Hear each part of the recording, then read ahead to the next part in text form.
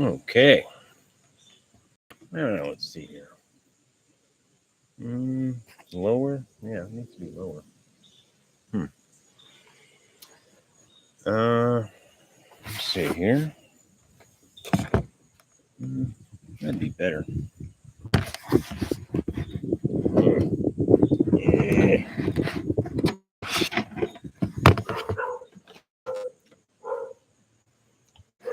Let's try this. Yeah, that's pretty good.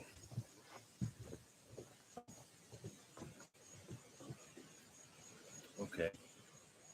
Yeah.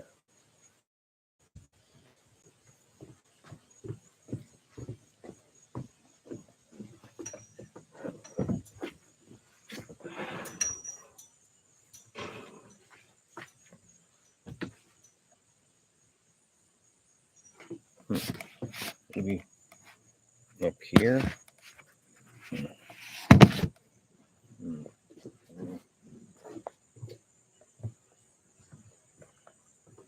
That's small.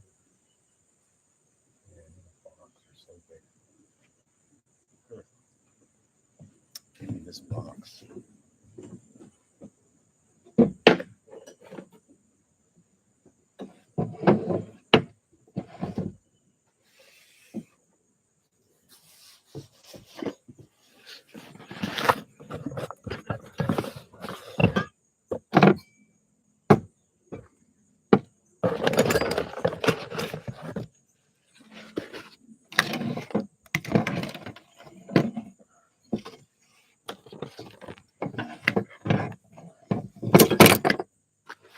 All right, let's try this. Oh, yeah, that's better. Okay. That is better. Good. You stay there. All right.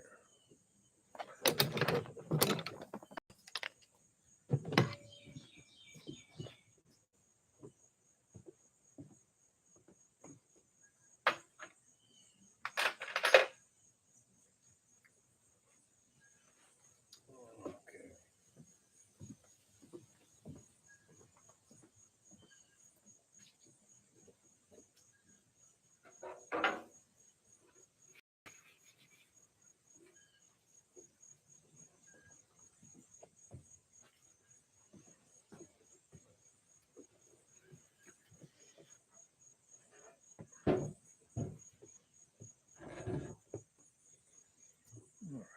Okay.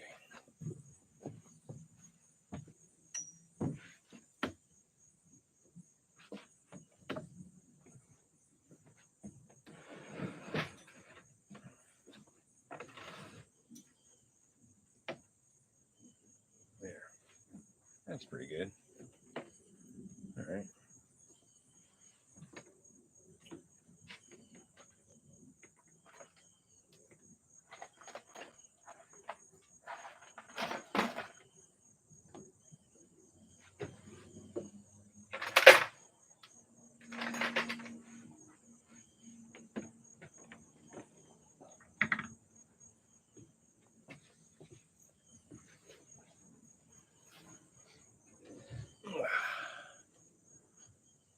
There we are. Okay. Yeah.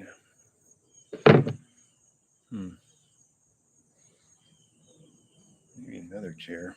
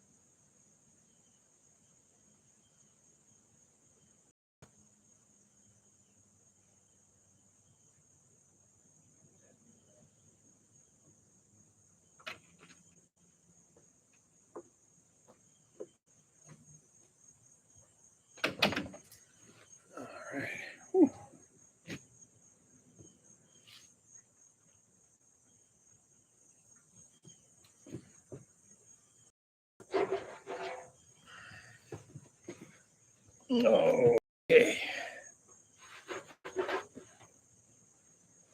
Get some cables. Oh, we have a dog that wants outside. I will make that happen. Dogs want outside.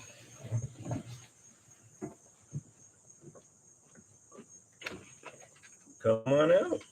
You want to be a star? Yeah. Can you put some cables on, or you want to put some cables on? Can you put some cables on? Come here. Oh, don't hit your head, dummy. Come here. Hey. Are you going to put some cables on? I need you to work. I need you to work. I know there are some treats out here, but they're for later. They're for halfway through the show when you do some work. Okay? Yeah, they're right up there. Are you going to, like, help out? Dude. Okay. All right, so we're going to start. What happened was, yeah, this is a cable. Okay, stop. No, the treats are up there. These are cables. No, that's grease. Come on, you know what? You got to go. You got to go. It's too much. Come on, get out of here. Go. Go. Go back inside. Come on. Come on. There you go. Well, it was distracting. Sorry about that, folks. Okay, so we bought a whole bunch of, I bought like 50 feet of this stuff, and it's gray, but it doesn't have the plastic liner for gears. And I used all the plastic liner gray for the brakes, which is okay, but this is all I have left with the plastic liner. So I'm hoping that this piece is enough to do both of these down pieces for the gears. It looks like it is. And what I'll do is either I'll just fake it with this gray stuff in the back, or I've got some black stuff I can trade out later. Yeah, that's the way it goes. I don't want to take the brakes apart. The brakes are almost perfect. I even found a quick release for the front.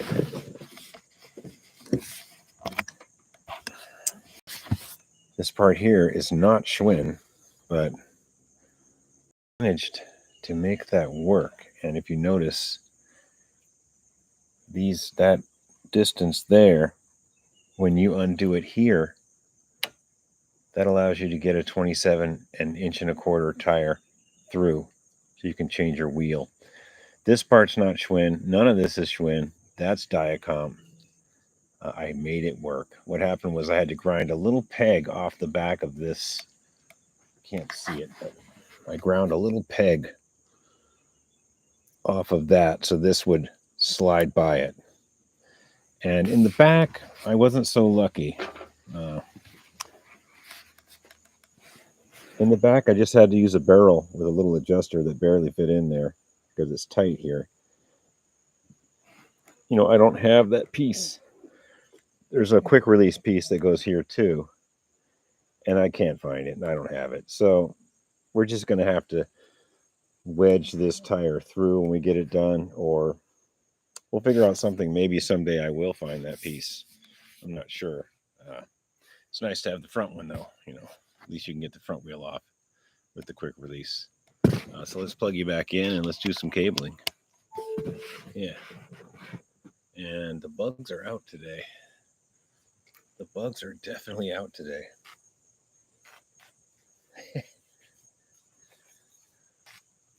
Have to rethink this porch activity.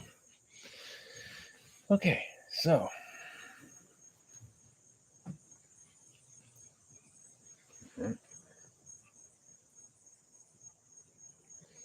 I guess what we're going to do, this does have a liner in it, and it's gray. That's that nice crimped ferrule, too. We've got some ferrule pieces, too, somewhere. But that's already factory crimped on. You know, that ain't going nowhere. And it should fit through here.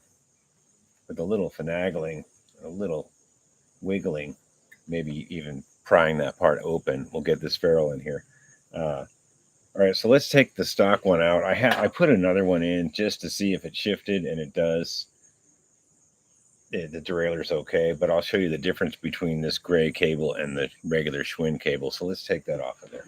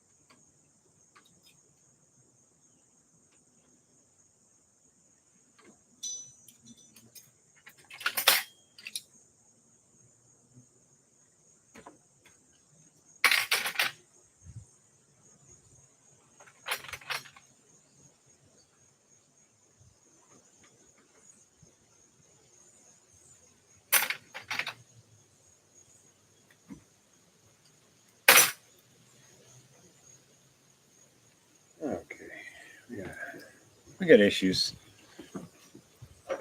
I put a really old used derailleur cable and housing just to see if this would work. I wanted to test the derailleur, and it did, but you'll see the cable is very iffy. Yeah, okay, so let's get going on this.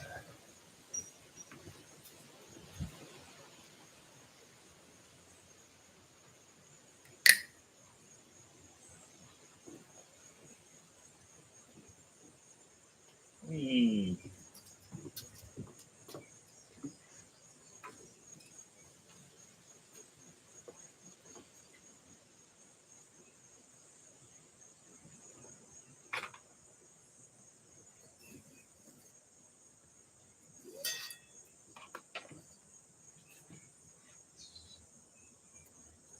Okay, so this is the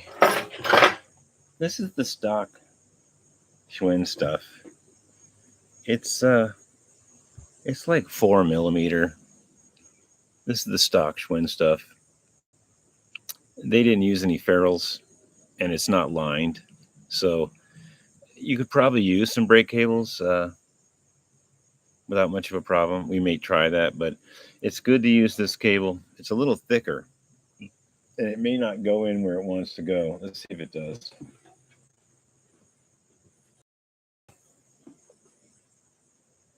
Oh, good. It does. Okay. So I remember on some cheaper Schwinns that don't have the brazed on lugs for the they don't have brazed on lugs for the cables. They have this little electro welded thing. Sometimes this doesn't fit, and you have to like trim a little bit away, and it looks kind of goofy having that metal exposed. But Schwinn used this thinner stuff. You can see I believe that's 5mm, and this is a little under. Anyway, Schwinn always used this stuff. And go away, go pollinate. So we've got just enough of this line stuff to do the front part, so we're going to do that. And we know that here's another piece of that Schwinn stuff. We know that this was just about right, so we're going to trim it maybe a little longer because we have the luxury. This is longer than 2 pieces, so we have the luxury. We'll trim it a little bit longer. Let's see here. Yeah, we'll trim it about 1 inch longer, and then we'll take that crappy cable out of there and put a new cable. We got new cables. All right, so let's trim this up.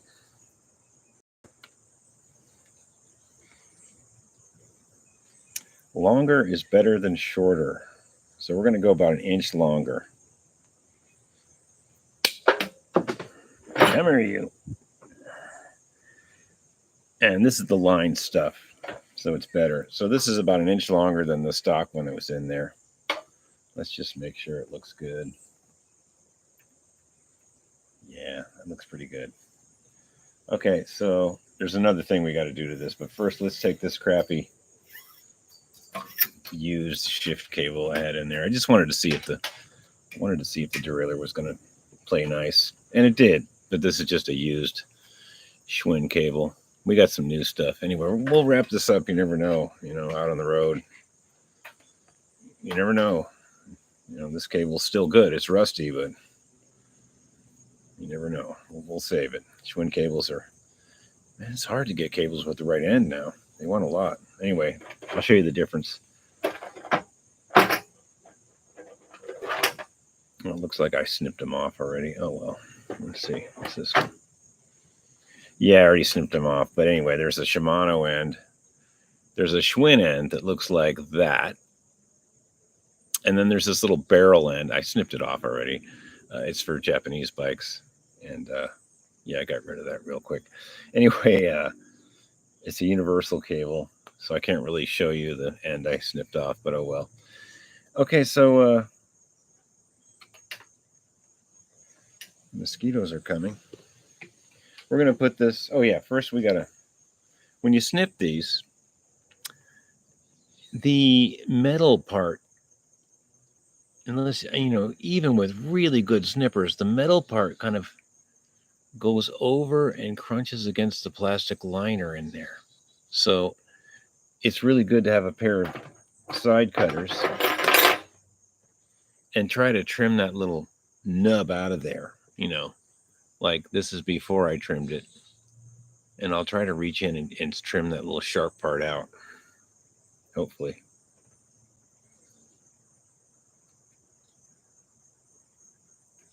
I think I'm making it worse.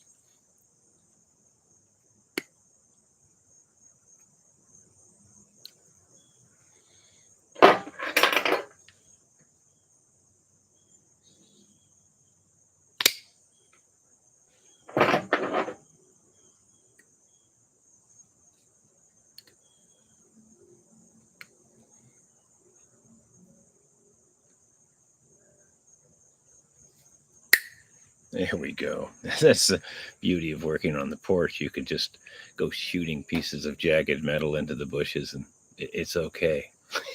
Well, I don't know about okay, but it's better than having someone walk around it at 3 a.m, picking it up in their toe.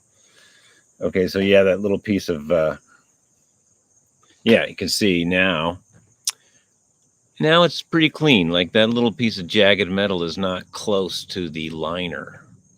And you don't want that scraping against the cable. So, you could also take an ice pick and peel out the liner. But this one's good. You can get a cable through there now.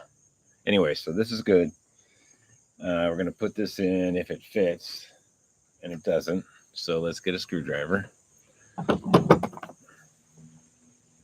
This piece was mangled a little bit.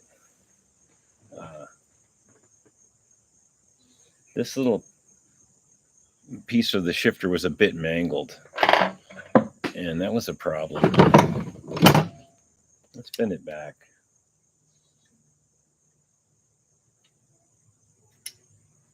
There we go. Okay, so now we're going to open it up so this ferrule will go in here because it won't quite go in.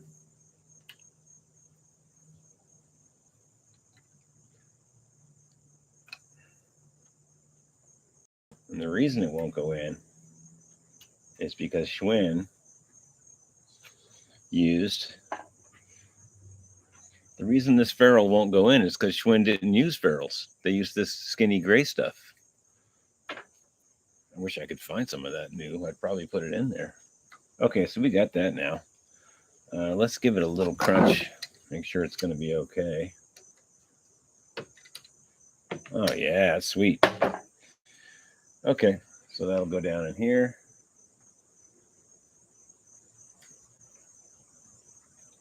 Good. All right, so we got that. So now what we're going to do is cut the other one real quick. Because we know this is a pretty good bend here. And we know that's good. And we want to make sure this is right. This doesn't have the factory ferrule on it. It's just an odd piece of cable now with the liner. So we're going to cut it the right size and make sure it doesn't have that little sharp thing. And then we're going to put a ferrule on it and make sure our ferrule goes in here, our non-factory ferrule. Let me get one real quick.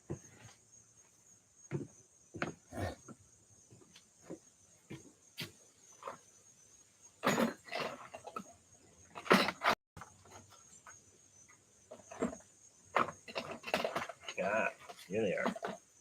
Got them. Yeah.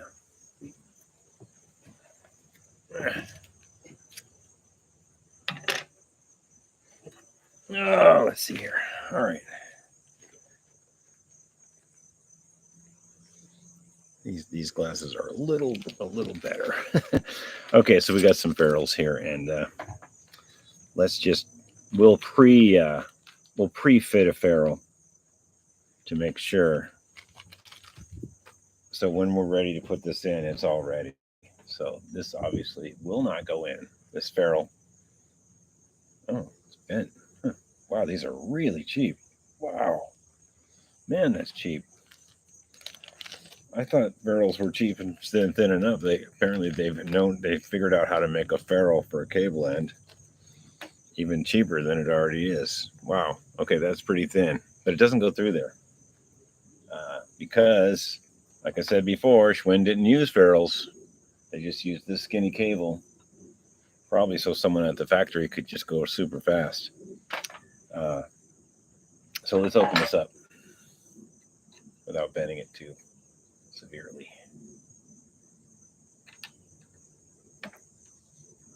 Let's see. How about now? Almost.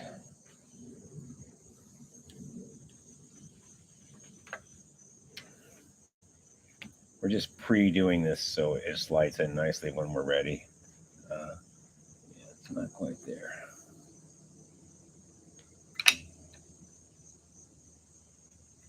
Don't have to go hog wild on these.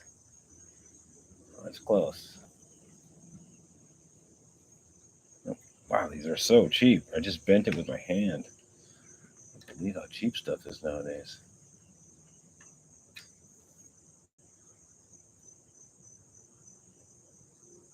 Okay, that's pretty close.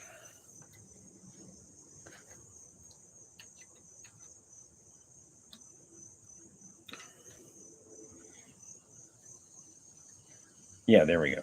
Okay, so that'll go in. So we'll take our piece. Yeah, that's pretty close already. Wow. That is really close already. I think we're just going to see if that's going to be even.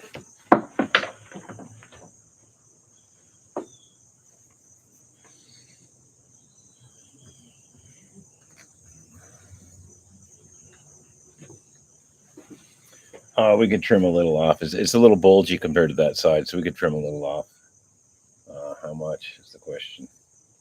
Oh, maybe a half inch. Okay.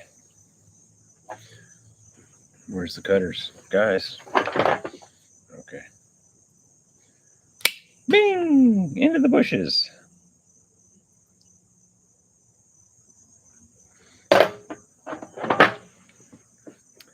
Okay, same deal. We got a jagged edge on there, and we have to deal with that. We can't have cables run across that.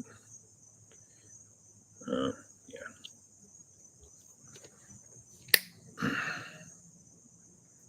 That's better.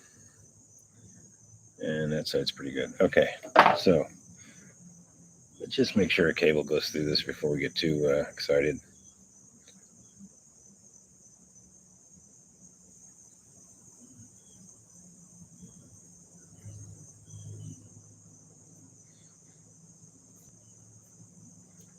Okay, a cable does go through here, so we know that's good. Okay, so let's put a ferrule on one end of this because there's no way in heck this barely fits in the frame lug. These barely fit. So we'll put a ferrule cable on one edge.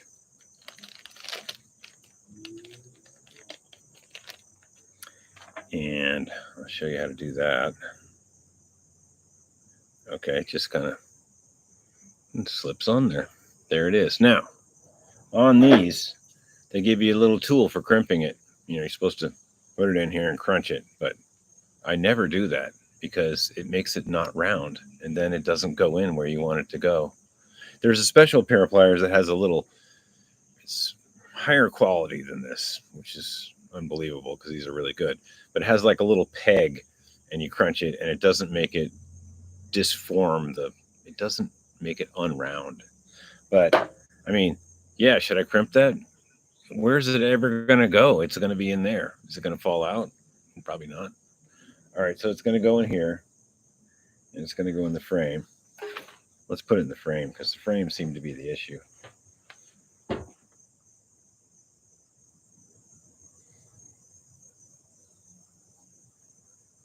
Okay, it's in the frame. And we're going to put this ferrule right up in here. Now, we already know this fits because I spread that already. Okay, that's ready. That's ready. And if you notice, you look down and they're fairly even. I guess I could trim that one a little bit. Should I worry about it? Yeah, it's a little off. This cable's a little bigger. Yep, you know me. It's got to be right. Okay, so I didn't like that. We are going to trim this end.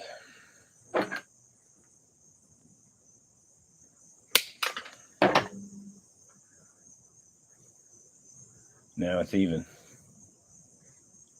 And now we can't get the ferrule out.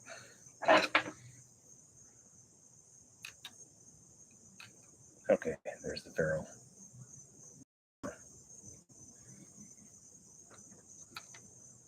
Boy, I had it just perfect, but no. The cables were uneven.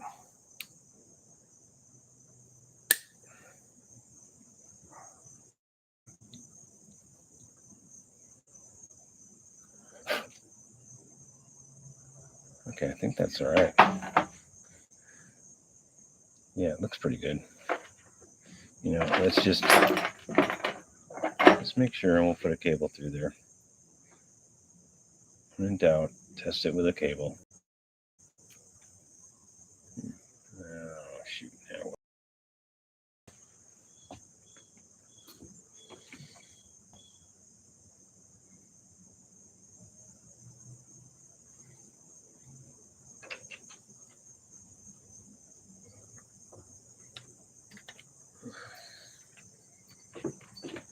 Okay, all this to make a cable even. Oh, boy. Really?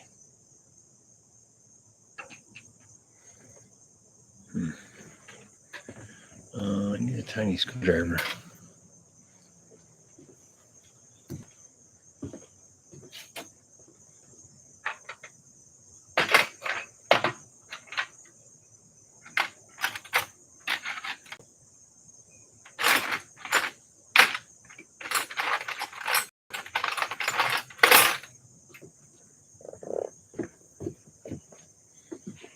Okay.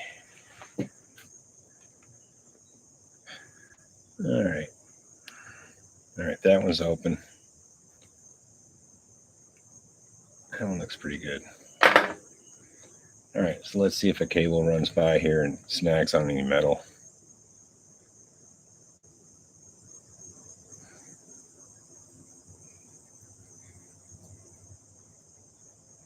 Okay, we're good. Had to check that. All right, so let's put this end in.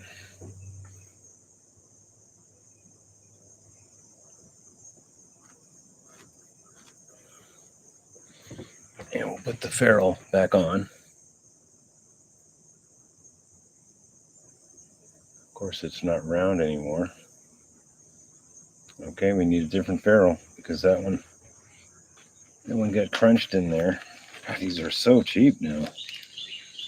I can't believe these were really thin to begin with, and now they're making these even cheaper. I can't believe that that's even a possibility, actually, but they are.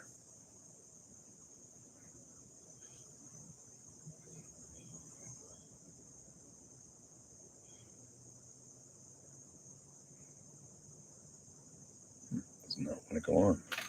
Let's try another one.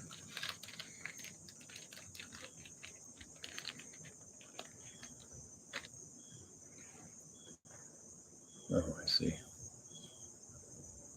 That's some issues.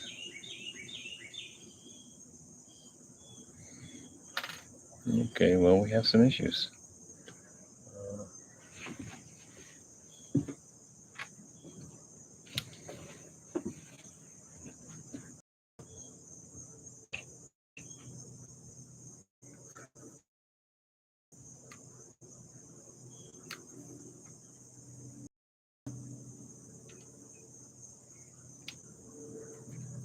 Let's try that.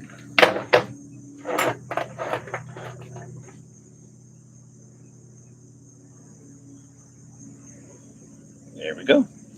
Okay, we got the ferrule on. Both, this is a factory pressed one, and this is the one I just put on. I'm not going to crimp it because I explained earlier that it makes it unround. So now we're going to throw it in here. Okay, and now we're going to check. Looks pretty even.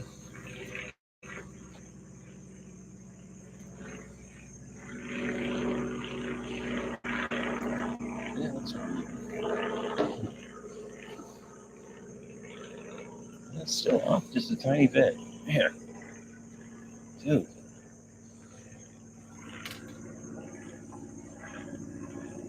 Why am I such a perfectionist?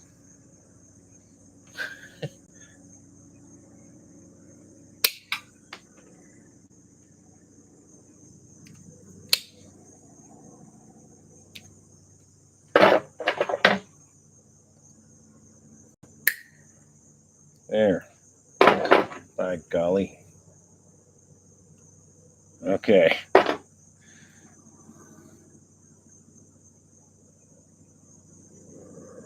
right. Now. Okay, now it's perfect. These are both okay. With much ado, those cables are even right there. Let's plug you back in. We need juice.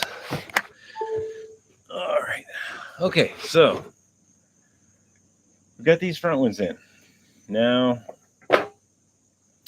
we're going to run this gear cable with a little grease. I've already cut the Shimano end off, and we're left with Schwinn end, which is not, it's a barrel, but it's a barrel in the opposite direction. The Shimano is a barrel, but it's turned. It's different. Anyway, this pretty much only fits Schwinn, stock Schwinn shifters. Some 3-speed Shimanos have a similar one. I don't think this lead end is big enough for that Shimano 3-speed. It's a weird one. If you ever run across those, it's a weird cable, and you'll have to deal with it. Okay, so let's push this through. And first, it's good to check to make sure it's long enough. I know it is because it's a giant long one. Yeah, it's long enough. Okay, so we're going to push this through. We don't need.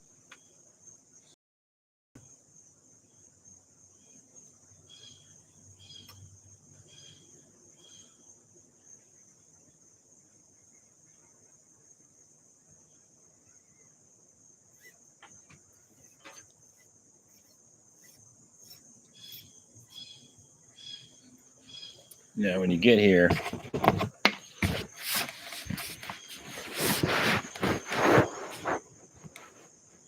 obviously you want to make sure this piece is sliding into that little hole. Goes right in there, in that notch. Now, sometimes, since it is a reproduction cable, and people at the factory aren't really paying attention, sometimes that little piece won't go in there, and you have to file down the edge just a little bit and make that part. You have to make this part. You have to make this part a little thinner. Sometimes. I've seen it a couple of times that they just not Schwinn tolerance. They go in, and then you're stuck with this big lead piece sticking out. And if you do file it, Wash your hands afterwards. Maybe even use a mask. It is lead. Okay. I mean, that is lead on the end of there. So just thought I'd let you know. All right. So that's in there. You check the movement. It's moving it. That's good. All right. So we know that we only need grease. We only need grease from here to there. There's no reason to grease the whole cable. You don't need that. Okay. You just need grease from here to there. You measured it with the housing. You don't need to put tons of grease over the whole cable. Just chill out. The grease, is good, but you don't need that much. Especially with the plastic lining. You just need a little bit.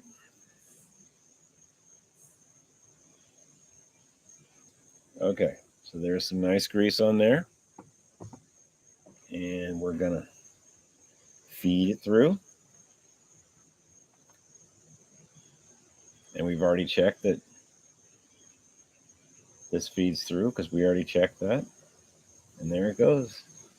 Nice and easy. Try to keep the grease away from yourself when you're doing this. Some people like it. Okay, so there's the edge of the grease right there. We only greased this part. So we're going to pull that through. And in we go. And then we're going to check the movement again, because that's what we do. We want to make sure. Put tension against this wire with your hand and pull the shifter. And it should be smooth. And you should even see a little bit of grease. You can put a little bit of grease right here on this back part and then work it in there. Okay. So we've got that front part greased pretty good. All right, so let's turn the whole thing so you can see what's going on.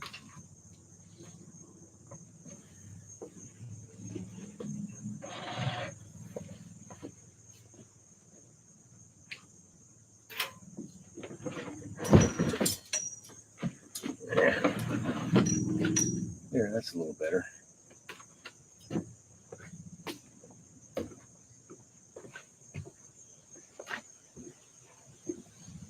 All right. Okay, so yeah, you guys are good. You guys are good. All right.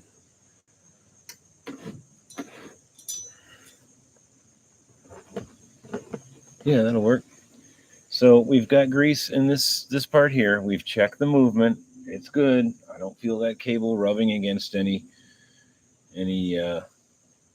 sharp shards of metal. I've noticed the ferrule is jammed up in there really good. Right here, it's in there. There's no ferrule on this end. Schwinn didn't use one there. They didn't use one here anyway either, but I did. So we're going to give it a good pull. Make sure that's all the way up. And we're definitely going to have enough room with this cable. It's a nice long one. Okay, so here's the issue. I don't have any lined cable left. I only have brake cable. I think what I'm going to do for now is just put the brake cable in. It's gray, and it's got to be better. It's got to be better than this rusty, crusty Schwinn stuff. I think I'll just bite the bullet and either change it out later, or I could put some black lined stuff in right now. I think I'm just going to go with the gray brake cable. I've got it, plenty of it. It's not lined. It's unfortunate. I didn't see that when I bought it. I thought it was lined. It's really hard to find gray, by the way. You have to order it. So what we'll do is, we know that's the right length that came out of there. We're just going to bite the bullet and use gray brake cable for now. I may change it out later. I don't know. We'll see. I could use some black with the liner. Let's see if I have it.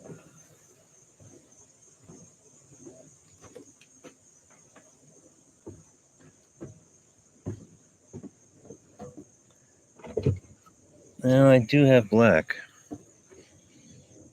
Something tells me to just bite the bullet and put the black in. If I have black with a liner. Let's see if I do. If I don't, then it's wasted. That's black, no liner. Black, no liner. Black with no liner. No liner. And no liner. Okay, so you know what? There's no advantage to putting the black cable in that doesn't have the liner. So we're gonna put the gray cable in with no liner. Ooh, yeah, we gotta snip that off though. Yeah, that's an ouchie.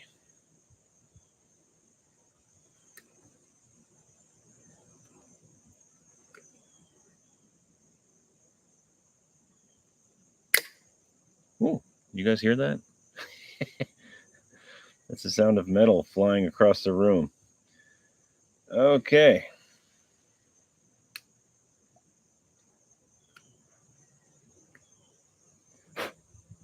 That one looks pretty good. All right, so we're going to put this one in. Here's the old Schwinn one. Here's the new one. It's a little thicker. Maybe it'll go in. Hey, worst case scenario, we could just put the Schwinn piece back in. It looks pretty burnt, though. All right, let's see if we can do this.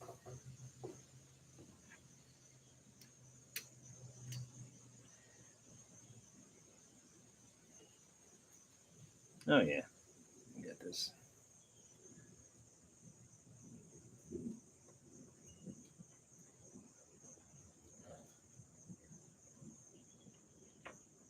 Don't get that, though. That's a no-no. Okay, this end's not cooperating.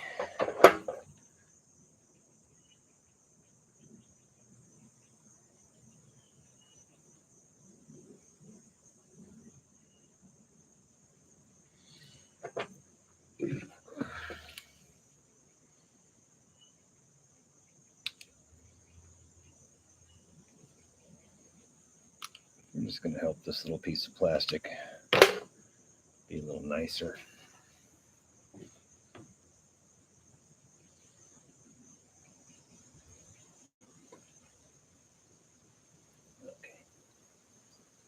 Okay, got that in. That is now in. Okay, that piece is in, but it does not have the plastic liner, and we're just going to go with it. I don't have a choice. It's hard to find. Well, actually, I used all the cables with the plastic liner on the brakes, so it's my fault. And I'm not taking those apart. Okay, so we're going to measure where we want the grease. So we only want the grease right here. Okay, there's no reason to put gobs of grease on. You just need it where it's going in the cable, maybe a few inches past. Okay, there's no reason to have gobs of grease going everywhere.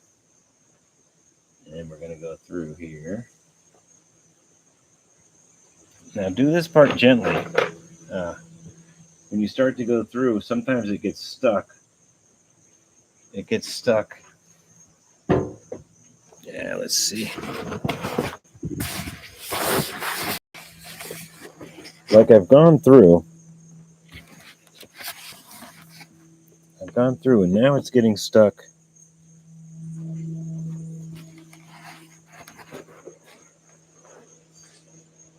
It's getting stuck there. So we can lift this up. We can press in like that with a screwdriver with your hand and try to get that cable to be going up a little bit into that hole. I can't do it and hold the computer, so you just have to trust me that it's working.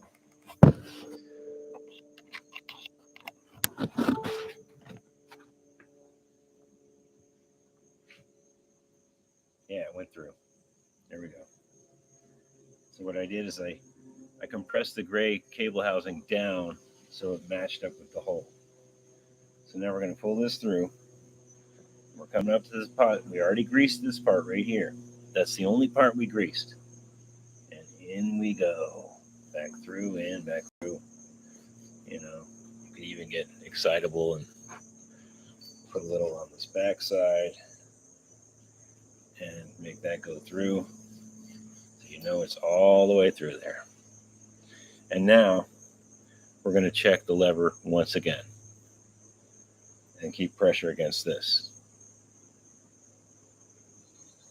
So yes, that is a smooth operation. Okay, so now let's do the back. Okay.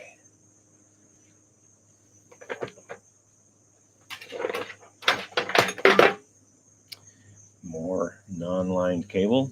That was not a good move, but we're going to put it in anyway because that's what we got. Okay.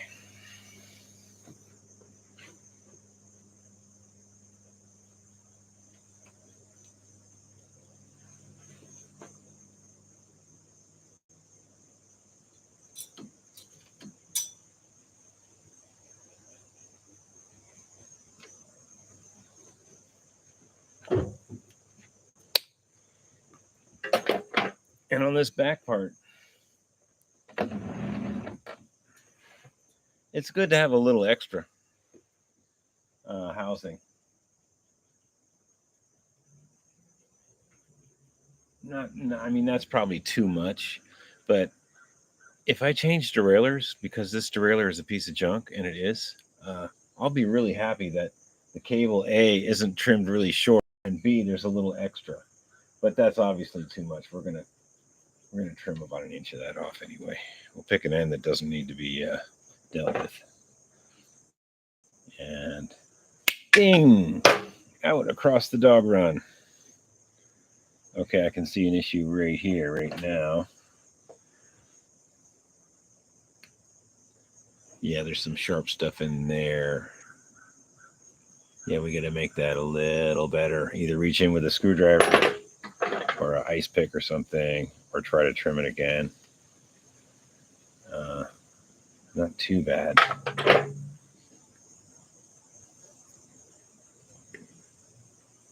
Yeah, that's kind of, this side's good. Maybe I could try to trim it again. Yeah, it's better.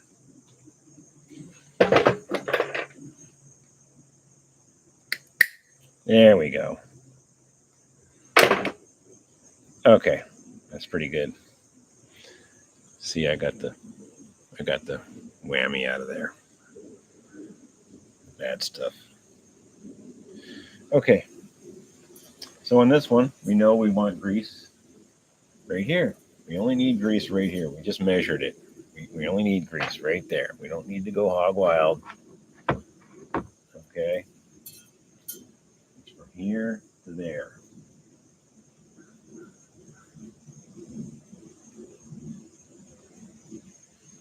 All right, no reason to go hog wild.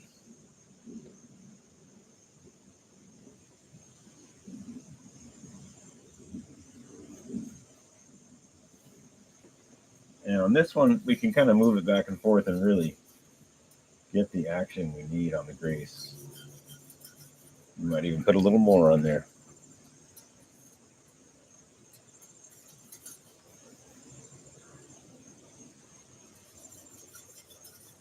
Okay, we know that grease is in there. All right, we got that part in. That's good. And this cable is really long. That's okay. We're going to leave it a little long. I have a feeling that this, my hands are super greasy now. I have a feeling the color isn't the greatest. And if I leave the cable, I'll trim some off, but I'll loop it and zip tie it or something. I have a feeling I will be changing the derailleur to some more appropriate. Well, even maybe I could find a better Schwinn one. You know, this one's not that good. Okay, so let's pop this through. We need a 9mm. And we need a little screwdriver.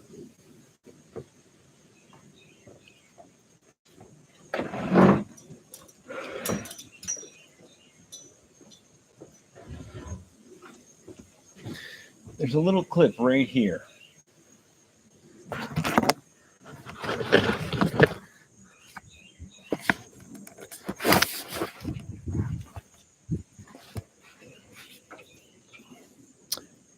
This little clip, you have to pry that open a little bit, especially when it's been on here a long time. This one's pretty good. I've already had a cable in here before.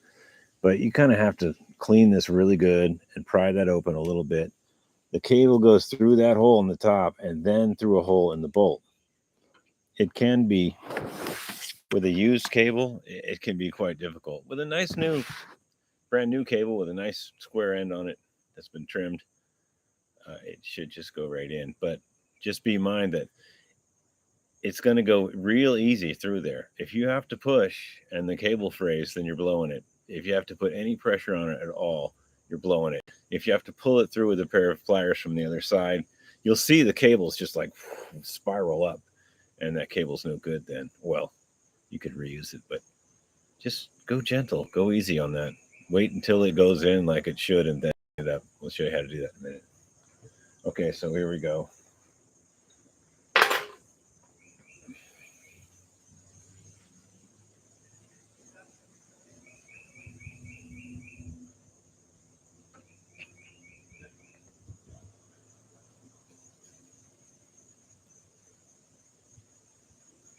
See how easy that was? I didn't force it. I didn't force it. I just put it in there until I found the hole, and it just slides right through, just like that. And if you have that prop open good enough and everything's clean and there's no crud in the hole, it'll just slide right through. It should be that easy. Okay.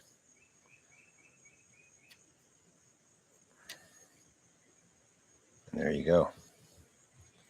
Now we're going to pull on this really hard with a pair of pliers, and we're going to tighten that 9mm up. Then I'm going to trim it about right there and loop it around and save it, because, like I said earlier, I really think that there's going to be a high probability that we change this derailleur out. It's just not happening.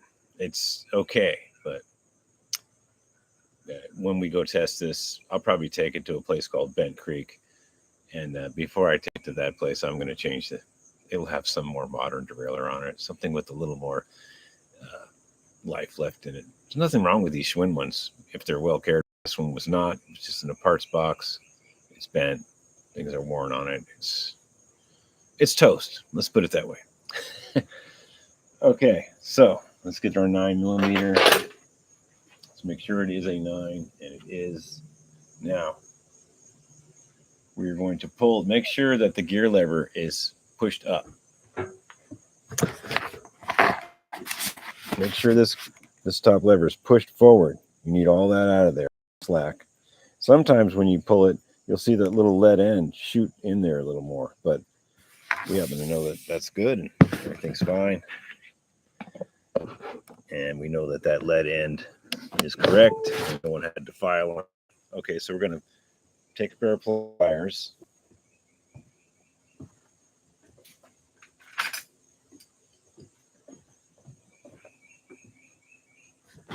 There you go. And we're going to pull this cable down.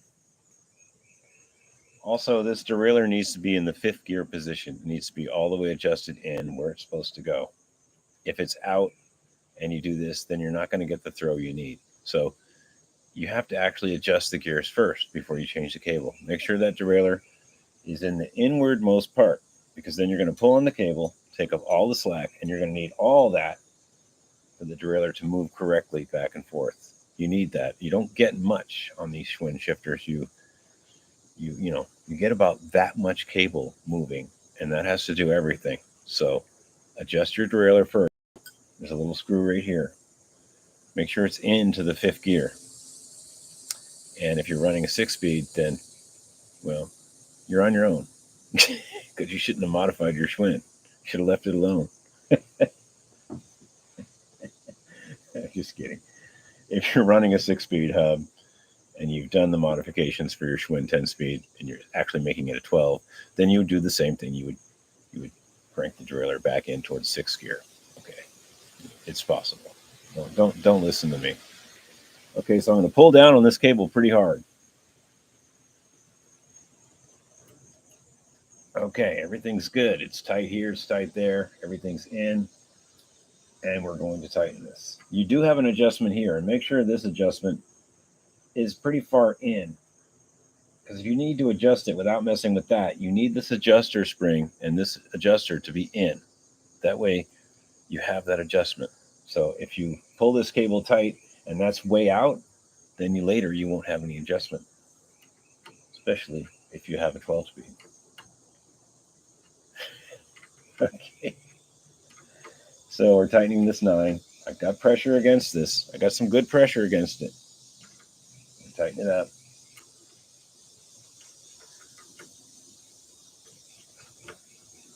There, it's tight. Now, on Schwinn derailleurs, this little notch, this bolt here has a square edge on one side, and you don't have to hold it with a wrench. You only hold one side. But it does move a little, like you can see it moving. But we compress that little piece. You can now see that this piece here, where are you? Can you see? Yeah. That piece there is now compressed, and that's making the cable really tight in there. And so when you do change a cable and you have that out, make sure you kind of pry that out so you can get the cable back in. If you don't, you're going to have a hard time. It's really tight in there. To get that cable just right to slide in, it's much better to have that particular piece spread out to give you a shot, give you a chance. And if that little cable clamp is broken, you better go find one, because it ain't gonna hold. It's just one of the Schwinn things. It's a quality piece. There's nothing wrong with it, but if it gets snapped, sometimes they break right here where the cable goes in, and if that's snapped, you're gonna have a rough time all the way around. You might be able to get it to work, but it might not hold. And let's cut this. Like I say, I'm worried about this derailleur. Cut this pretty long. We're gonna like at least inches there, and we'll put one of these little protector caps on it. I'll show you what these look like, because I don't like to poke people in the eye, especially if it's me. This goes. Yeah, I'll show you. This little tiny piece will poke in the eye, but at least it's something that won't cause damage. And yes, on this park tool, there is a crimper for it, and I'll actually use it because this doesn't have to be round ever again. Yes, this tool should be better, and it. So what I do is I put it in between the crimp, and I use it like that. It looks like crap. It has a big crunchy thing in it, you know. Okay, so we're almost there. Let's put it on the cable.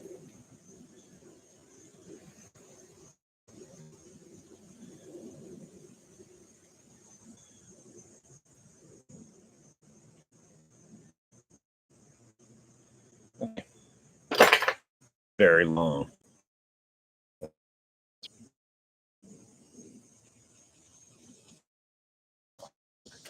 Dang. Boy, they don't make junky parts like they used to. I gotta put another one on.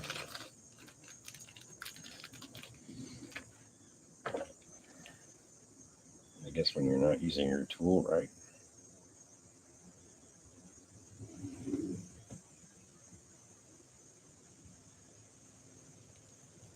Okay. Well, I guess I'm just gonna have to leave that long. I've explained why I'm leaving that long. I don't trust the derailleur. Okay, so let's just make sure. Make sure what's going on. Now I'm going to move this cable here with the lever. I'm going to move this lever, and you guys watch right here. Here we go. Oh yeah, look at that. It's nice and smooth. I don't have a problem with that. Now we pressured the cable a few times, and you know what? Cables stretch. I don't care what anybody says. Cables stretch, and this one stretched. This cable just stretched. Now it's very loose here, very loose.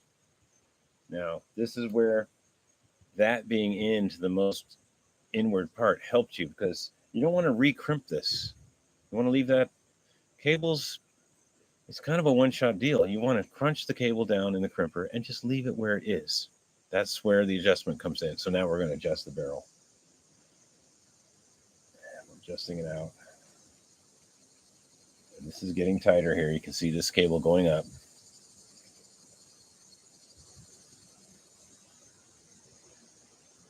There.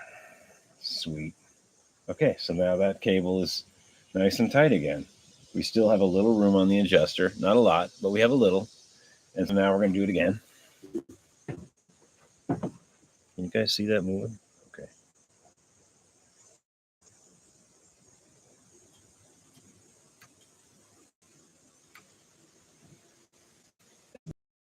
Well, pretty good. So the cable did stretch a little on that initial pull. On that initial pull, the cable stretched a little. It happens. You know, people that say, "Oh, I buy cables that are braided and don't stretch," all cables stretch. It's brake cables for a car, for the e-brake. Back when they had the Model T, it was cable operated brakes. Sweet. Those stretched. There was adjustments on those. Aircraft cables, they have to adjust those cables. Cables stretch. It happens. Get over it. Okay. All right. All right. So we got a rear derailleur. By God, it's only been what, an hour to change a cable? Oh, we're doing pretty good. All right. So let's put a tube and tire on this back wheel and put the back wheel back on and run it through the gears.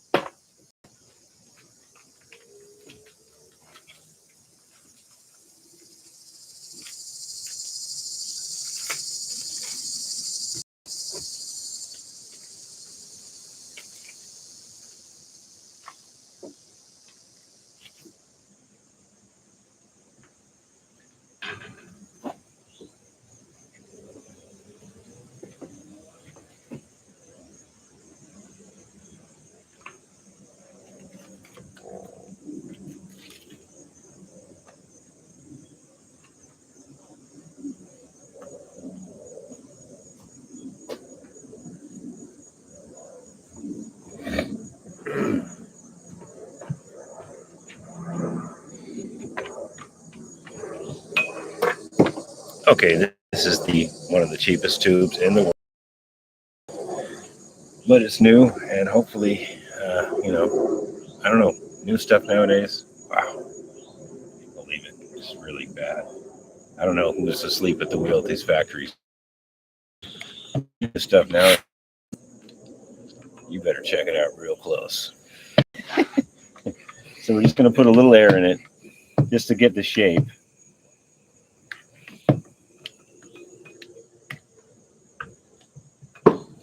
Okay, so we got the shape here. That's good.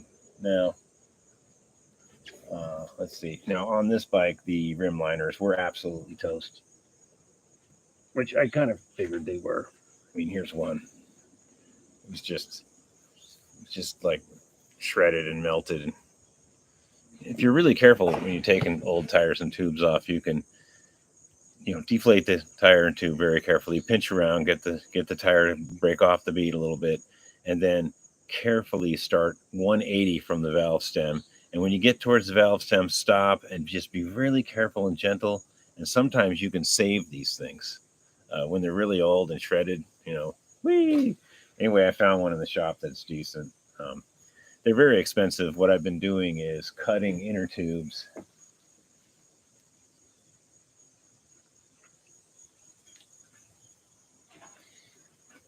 This works on cruiser pretty good. It doesn't really work on 10 speeds. It's too thin. You can kind of make it work. But on a cruiser, you can cut an old inner tube and glue this part together. It's glued. And then use the hole punch and punch through. And this is perfectly acceptable for a cruiser, a fat tire bike. In fact, it's better than anything you'd buy. It's a little curved, and there's a little talc on one side, but it's better and thicker than anything you could buy. And if you've looked at the prices nowadays for a couple of rim liners, I don't know what they're smoking at these factories, but it must be something really good, because $15 for 2 rim liners, they used to be $1 a piece. I don't understand where. Well, I do understand. It's the CEOs of these companies. They know you need that rim liner, and you need it. So it's kind of like the truckers buying diesel. You got to have that diesel to run your truck. And guess what? Diesel's actually a byproduct of making gasoline. Okay, so let's put this tube in. Enough ranting about the economy and the parts supply and all that crap. And a leaf fell in my inner tube, in my tire. Always check the inside. It's a brand new tire, but check it out. Run your hand in there so you can feel something pokey and sharp. It's fun. Always, even new tires, always. You don't know what's in there. You don't know where that came from. You don't know who's been welding and grinding around this tire. Okay, we're going to let a little air out. It's still holding its shape. We're going to let some air out.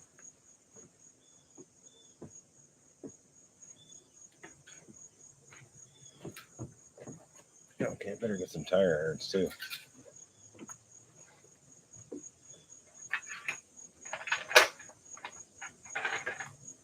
Okay, good. I got some cheapy tire irons. And I'm going to put this in first.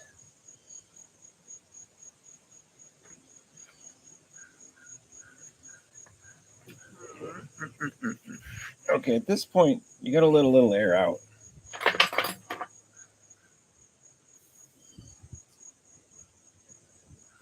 Especially with these aluminum rims are pretty tight. Schwinn rim, steel, isn't that hard. But these aluminum ones, they are to a higher standard. So try to get the front edge on first. Hey, buddy, how you doing? So we got the front edge on, and immediately I realized that we have to let more air out. Oh, there's the other dog. You know, I guess you guys need a treat, don't you? Let me just get this tire on. I'll give you something. Okay, obviously you guys need a treat. Treat break. Treat break.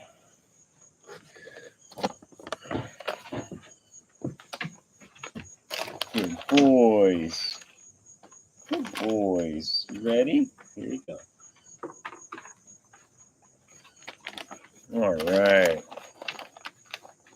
Okay, one more, and then you got to go in, because either that or you got to learn how to work on bikes and stuff. You guys ready? Come here. Sit.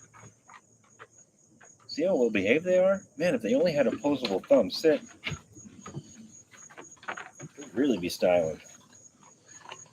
Okay, we're going to bring the treat bag inside, and then they'll go inside.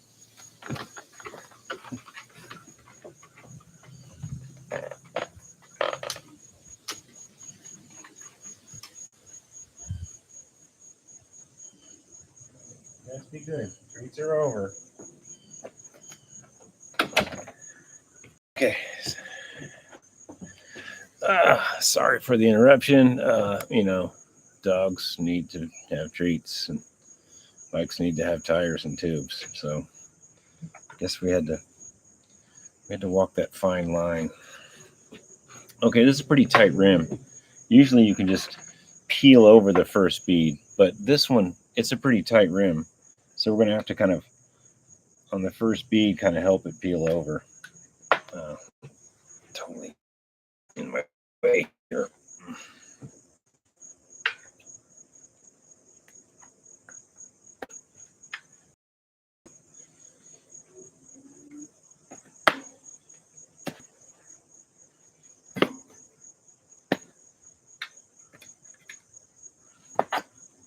Okay, so we got the first bead over. And again, we're going to definitely make sure there's no air in that tube now. Okay. So we got the first bead over. We're doing pretty good. Like I said, these alloy rims are a little bit tighter than the regular Schwinn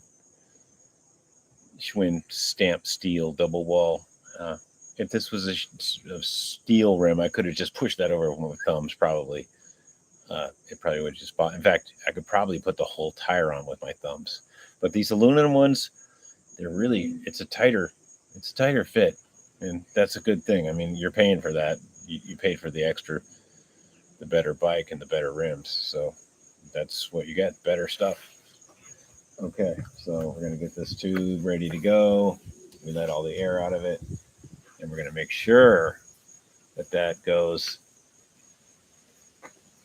and the tube doesn't get all funky in there. We want the tube to be nice. And work it around. We don't want this all sideways or too far up or too far down. If it's too far down, then the tire won't seat there. Okay, so we're working it around.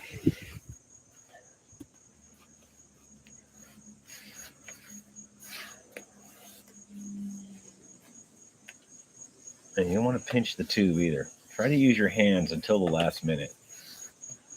In fact, sometimes, like I said earlier, if it's a steel wheel,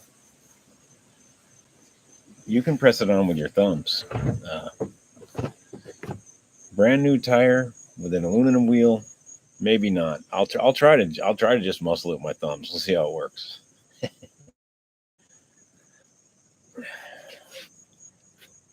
Nope, it ain't working. There's no way. Make sure the air is all out.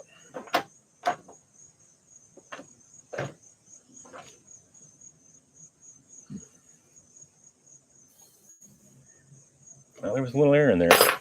And we might get it. Let's see.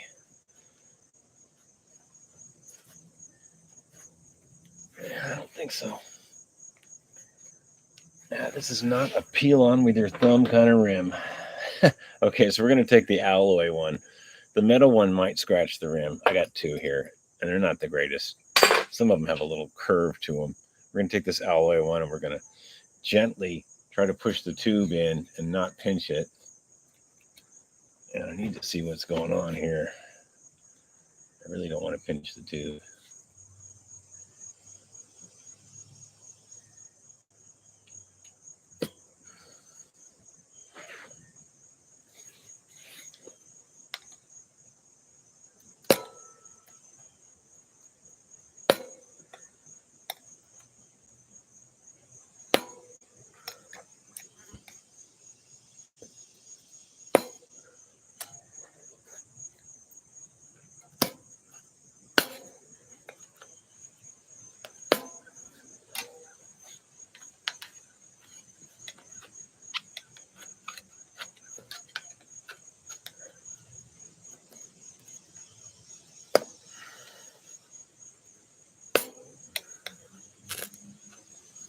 And I did scratch the rim a little bit.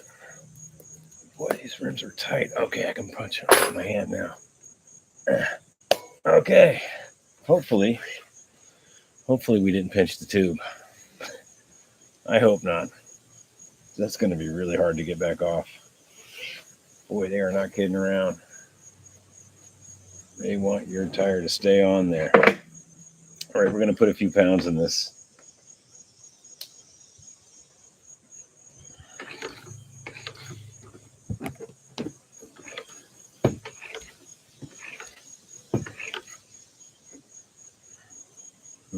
I already see a problem here. Yeah, I already see a problem.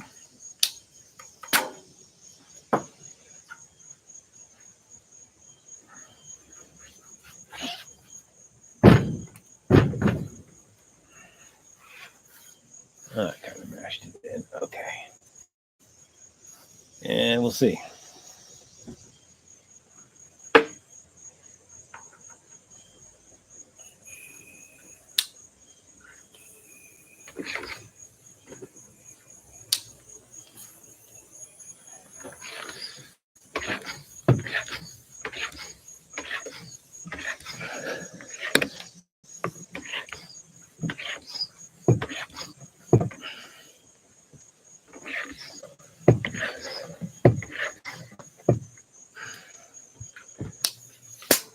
Okay. Yeah, you want that straight up and down. You don't want this cocked to the side either way. You want it straight. And it's pretty good. Yeah, it's pretty good. All right, so we're gonna give it a spin and check it for seating.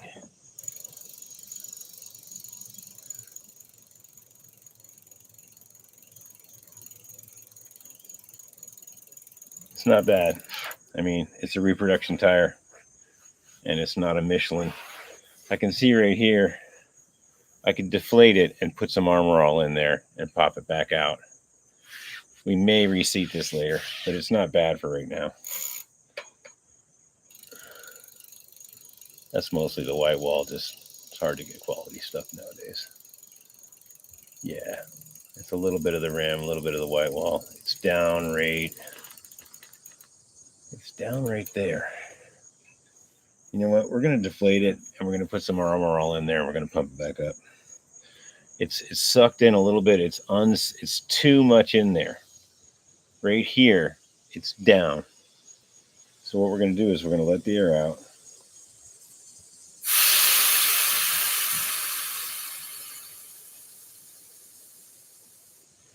Peel that back a little. And spray some of your favorite rubber protectant in there.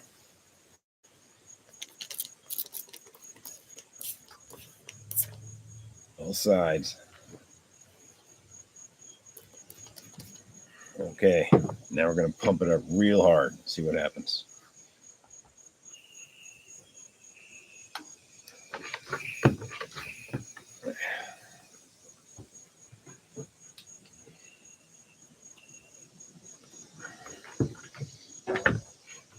And if we did it right, it might go pop. You might hear an audible, like a pop come out of it.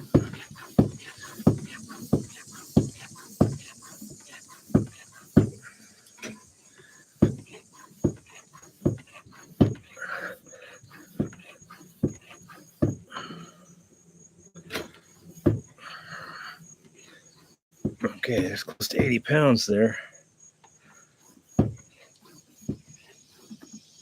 Okay, there's 80 pounds.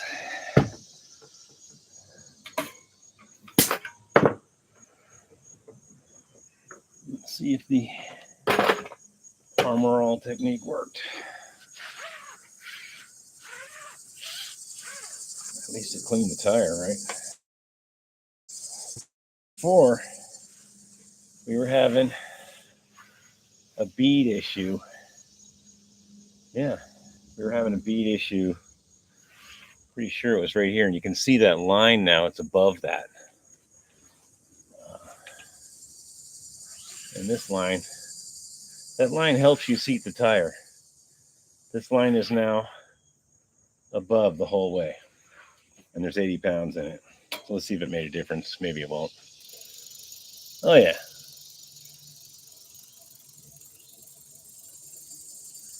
Tire's better. The white wall, this is what you get for reproduction stuff.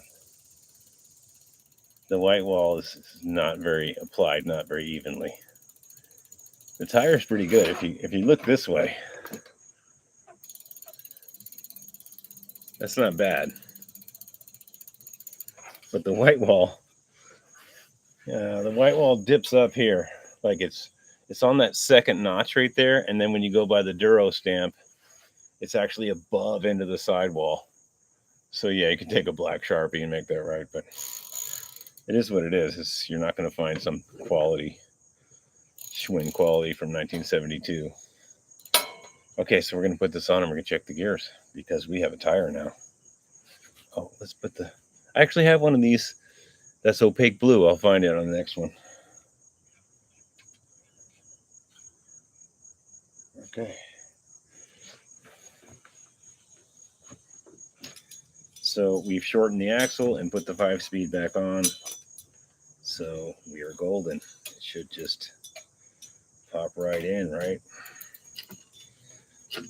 Because we're that smart. We get it on the right gear first.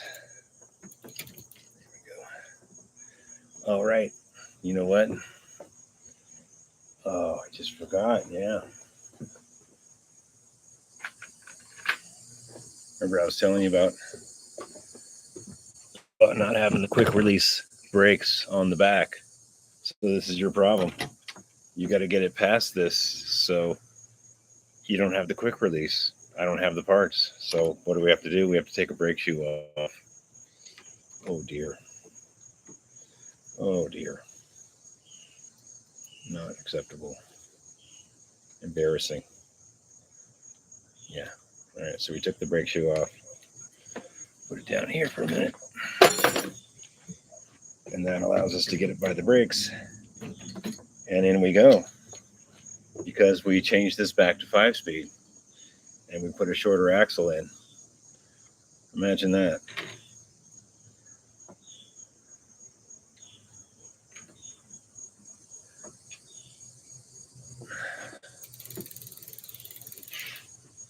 That's a little off.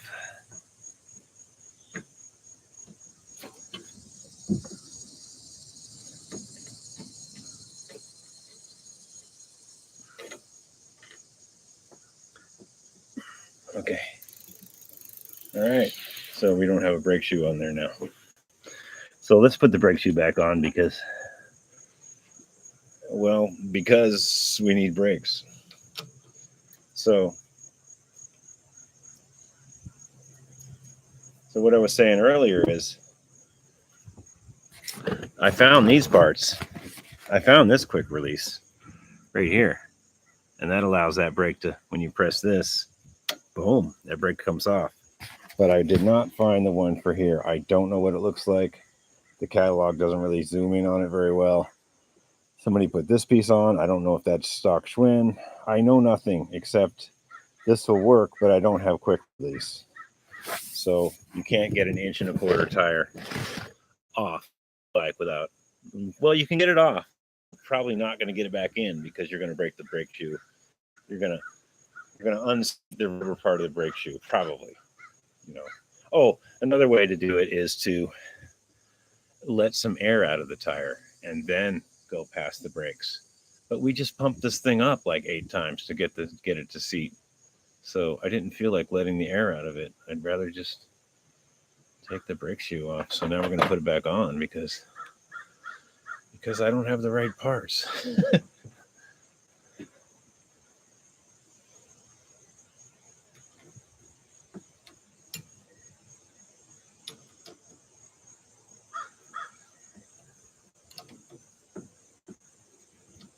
Okay, sometimes you got to hold the brake shoe.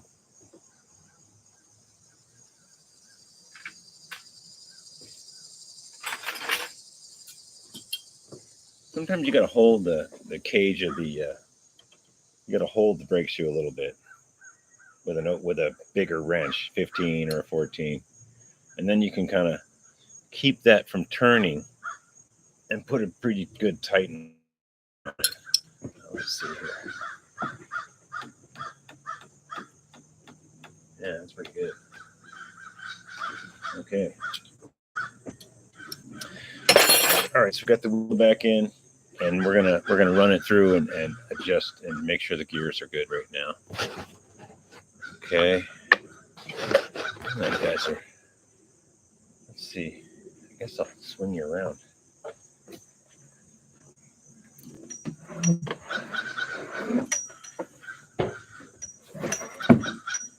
There.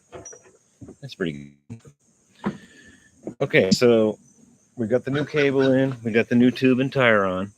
We've adjusted this cable because it stretched a little bit when we did it the first time. This is really long because I might change to a different derailleur, and I just know that new derailleur might need more cable and more housing here.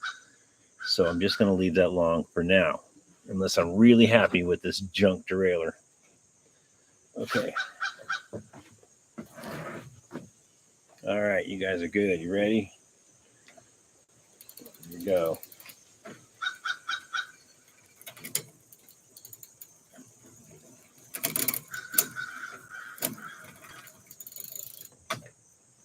Okay, that seems to be adjusted pretty well on the, it's not rubbing against this little protector. And we're at the end. Yeah, that seems to be adjusted pretty well on the lower gear. So we're going to go back down.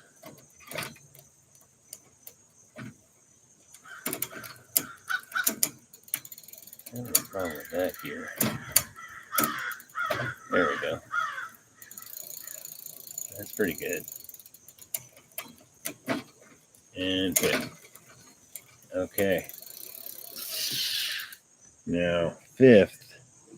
The other day I was running it through, and fifth gear,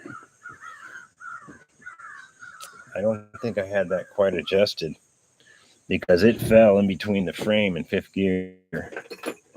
And fortunately,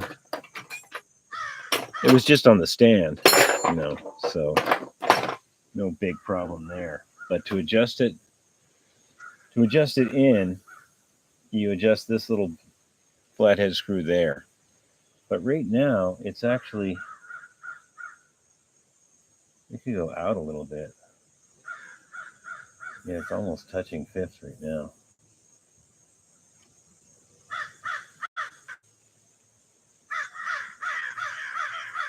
Okay, let's try it again.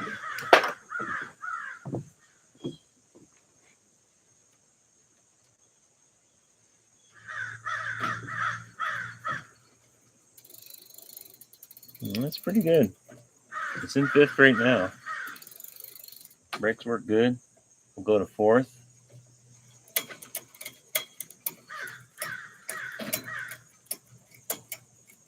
Here's fourth. You don't need to push this too much. It's a short throw. You only get about that much cable. You have to be gentle.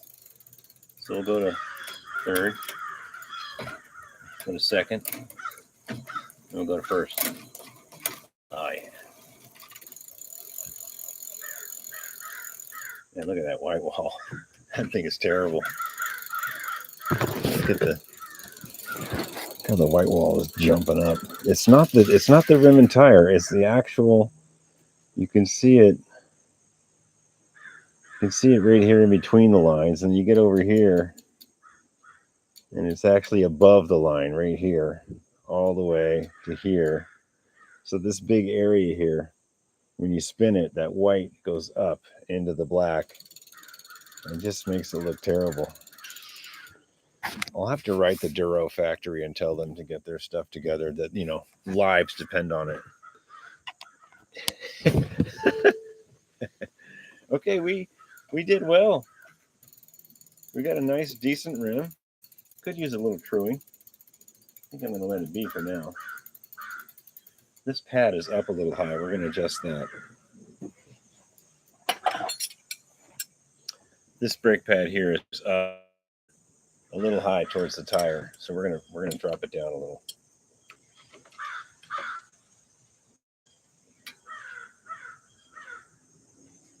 There we go. That's better.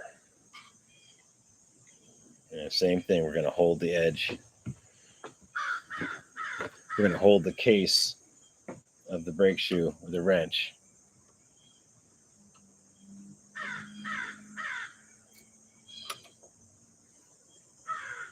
And tighten it. 15 millimeters seems to usually work on the brake pad, the case of the brake pad. 10 millimeter is usually for the nut. Some older Schwinns have a 7/16 for the nut, but most Schwinns, like if I run over to these other bikes, I'm almost sure this 15 will fit on there. Let's see.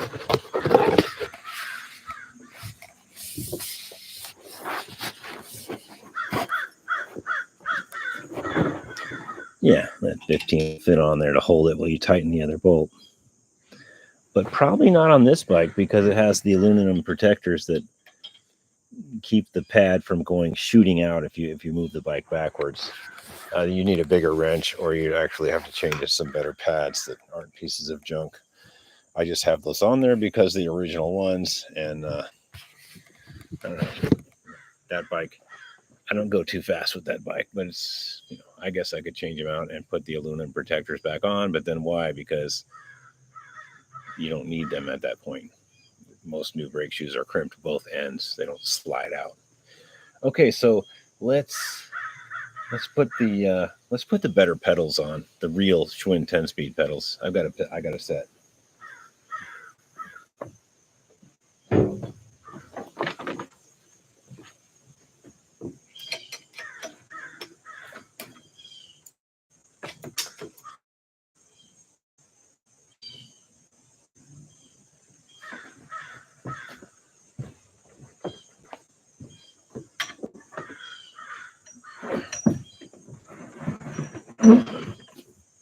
All right, we're doing good. Hour 32 minutes, and we put some cables in, put a tire and tube on, and we're changing pedals right now. We did adjust the derailleur, and we talked a lot, and we gave the dog some treats. Yeah. This right-hand thread, taking it off right hand. It's coming out counterclockwise. These are just some old, kind of beat up shop bow pedals for Schwinn. They're okay. The left one has some chips in the thread that isn't too good. I already tapped these out, so those threads are good. We're not going to deal with that right now, unless you really want to see it. Oh, let me look. No, you guys don't really want to see it.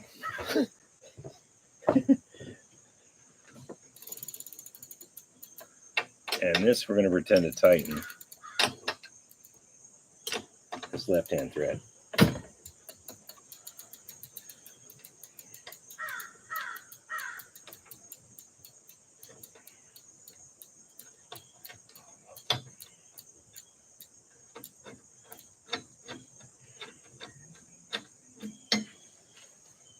So this was a problem with this. This is why this is just a shop used pedal. I wouldn't put this on a bike for sale or even a bike that would go anywhere. This is just for testing cranks because the left pedal has some thread damage there. You see it's kind of, there's some thread loss there. And there's nothing I can do about that. This pedal especially is just for testing cranks. It's not, I'm not riding around on this, and I'm not sending it out with anybody's bike.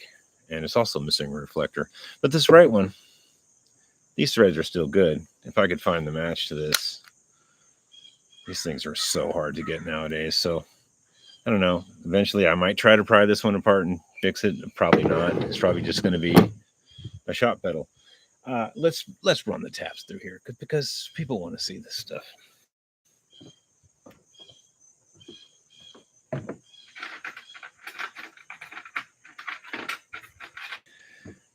Half-inch fine taper tap, half-inch national fine. Right-hand thread goes on the right side.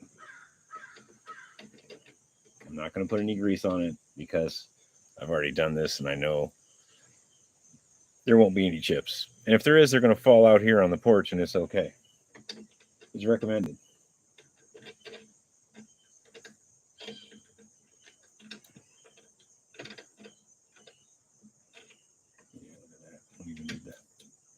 Well, you know, I guess there's something in there.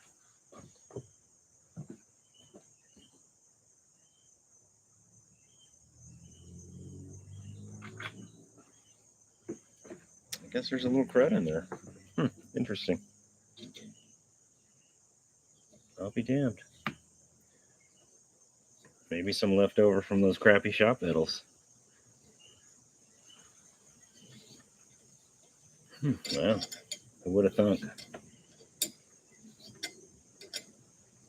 I don't have my tap handle, and I'm not going into the garage to get it. So this is what I got. Back.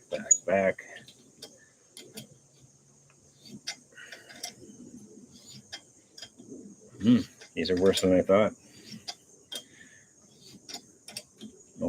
Oh no, it's not Fred's fault. Fred gave me the chain ring. He didn't give me the cranks. These are my cranks, and I didn't test them. Oh man, I'm really glad I double checked on this. I thought, yeah, these are not too good. It took a little crud out, and same like before, we're just going to run it right through. We're not backing the crud back into those threads. We're going to run it right through because we have the clearance to do that.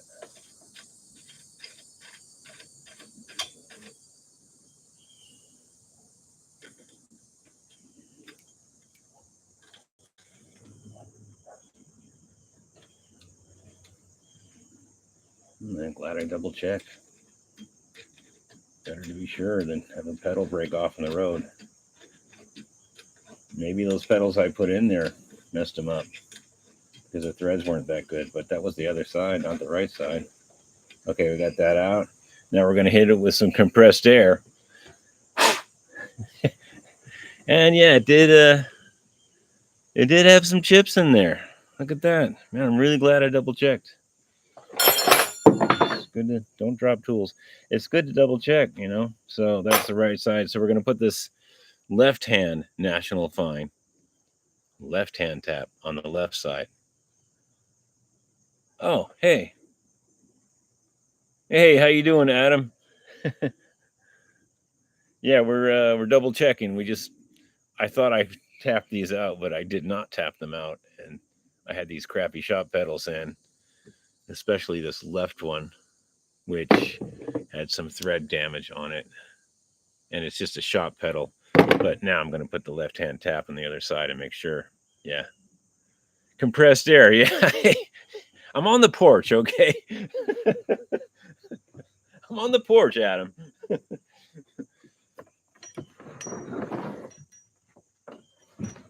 Okay, so we're going to run this left hand in. Yeah, better get you right here. And it's left hand thread, so we're going to pretend like we're taking it out. Now, this one's really suspect because I had that crappy pedal in there. And I'm not going to put any grease on it because I'm not worried about the dogs stepping on this stuff later. I'm just going to sweep the porch off. It'll be fine. So that's the advantage of bikes on the porch.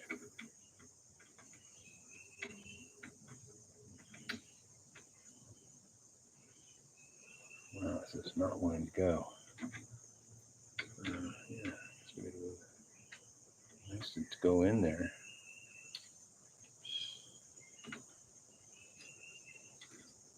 I think I've gone the wrong way. It's the right tap.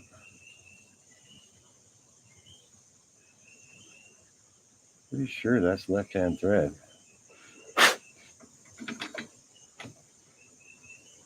There we go. There we go. Okay, there's a trick. You can put the kickstand down to help you because it holds it up there. And I might even do that, actually. No, it's not going to help me, though, because the tap's already in. Okay, don't do that. Yeah, there we go. Kind of helping me. I can press the crank against the kickstand. So we're going to go backwards. We're going counterclockwise right now, which is turning the tap in because it's left-hand thread. I don't have a tap handle. I'm just using this wrench. And like I said, I thought I tapped these out earlier, but I did not. And we're doing it now just to make sure, because I'm going to put these really nice Schwinn 10-speed pedals I have in. So we're going to get rid of some of that crap in there. And that other shop pedal I had in here was probably not doing it very well.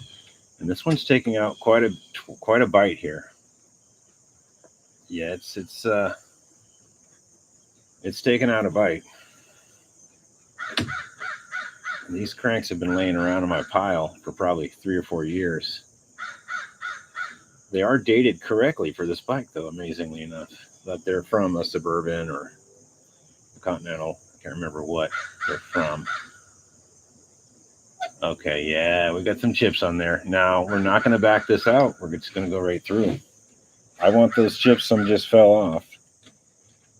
I want those chips not to go back through here. I want them just to stay on the tap and go out of there. I can see some falling off already.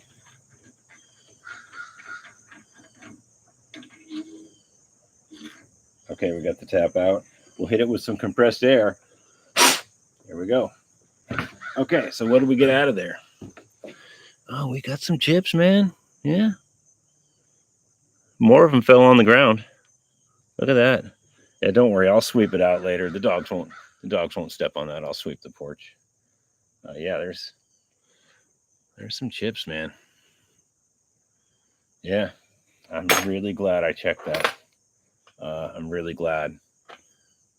that could have been a problem. Okay, so we're going to pop the kickstand back up, and now we're going to put our nice Schwinn approved 10-speed pedals, and you're going to love this. They're nice.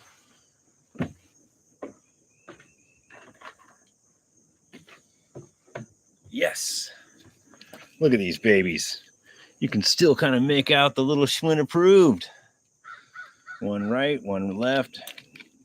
When you spin the spindles, when you hold the pedal and spin the spindles, you can usually tell if it's bent. You go like this, and it doesn't wobble back and forth. And this one might have a slight bend to it. Here, I'll show you what I mean on one of these shop pedals. Oh, is it this one? Yeah, okay. This one. You know, you can see that moving back and forth pretty bad. Let's see here. Yeah, you can pick that up. The spindle's bent. That's why these are just like pedals laying around to put in and test the cranks. This is not riding or selling to anybody. This is just, you know, I can't throw these away. They're Schwinn bow pedals, but they're useful for testing things, but that's about it. All right, so these are pretty good. And we're going to put these on. And we're going to put this left one in first. You can always tell a left pedal. Usually it's stamped left, or it has this little knurling mark on it. You see the knurling mark there? Right in there. There's this little like crosshatch stuff. And that tells you, even if it doesn't have an L stamped into it, that it's the left pedal. We're running out of light, so let's get these in. You know, we need grease, of course, put grease on the threads. You don't need gobs. Now these threads are good. This pedal's a good pedal. And we just cleaned this out. We know it's happy now. Yeah. All right.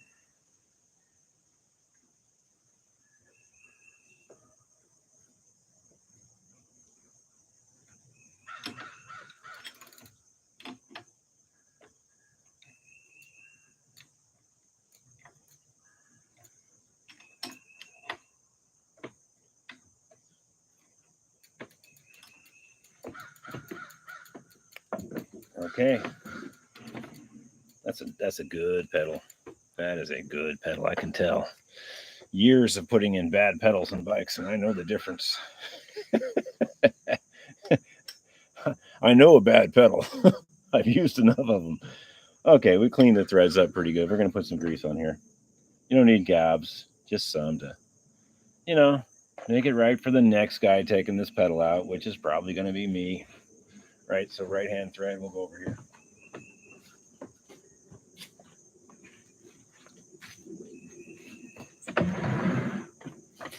So, you know, righty-tighty, lefty-loosey, it's right-hand thread. We're going to go in clockwise. And if things don't just, you know, be nice when you put it in, if it just doesn't thread in almost all the way by hand, you know, like I'm just doing it by hand right now.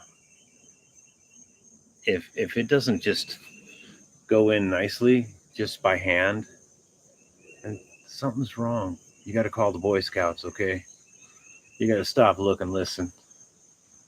You know, the old motto, stop, look, and listen. So yeah, it should just be easy breezy, just going right in, because you've already cleaned the threads are good.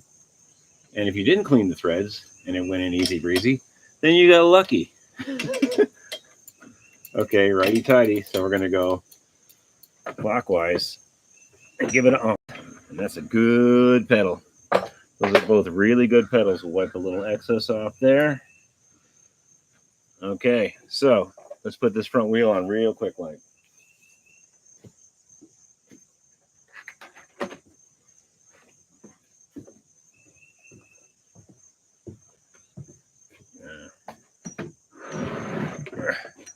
I gotta put this thing on wheels. All right, so, you know, like I was saying earlier, these aluminum rims are quite tight. And it's not like a Schwinn regular tubular double wall S5, S6, S7 rim. It's tighter. It's the dimensions are a little.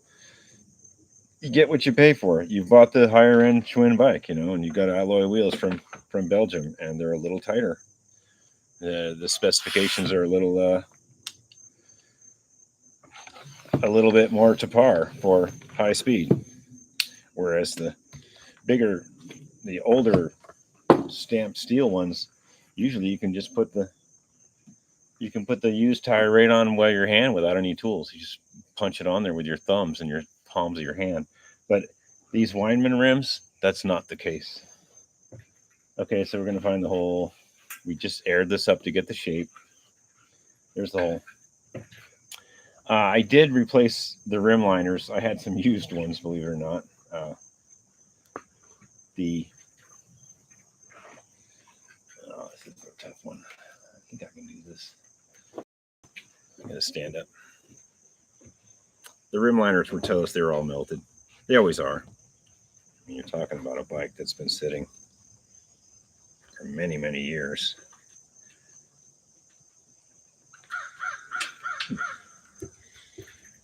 I might have to take this tire back off.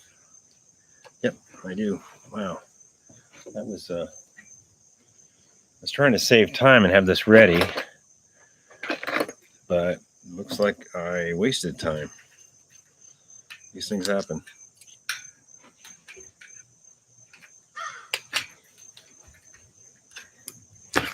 Okay. Okay, so the tube has a little air in it. Pop it in there. And always check, even on a new tire. Just run your hands around there until you catch something really sharp. You don't know who's been welding and grinding around this tire. You don't know who's been doing that. You don't know, some woodworker, wood chips, metal shavings. You don't know what's going on. Okay, so now we got the tire in the tube and it's off the rim. We're going to put it in. And this rim liner is not the greatest.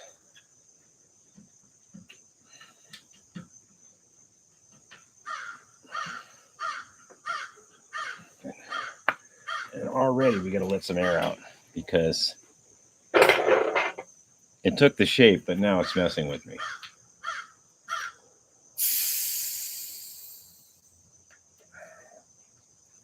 Good. Good to go. All right.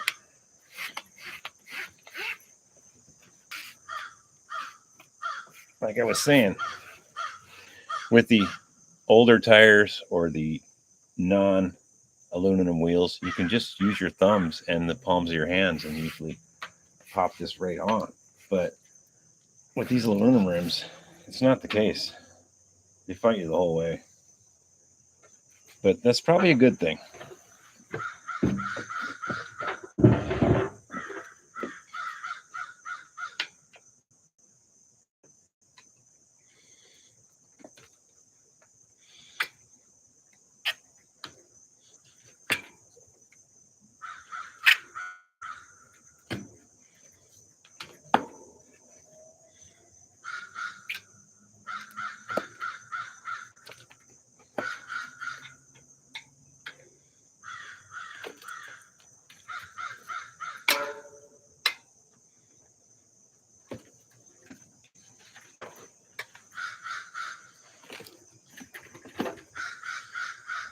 Okay, we got the first side on.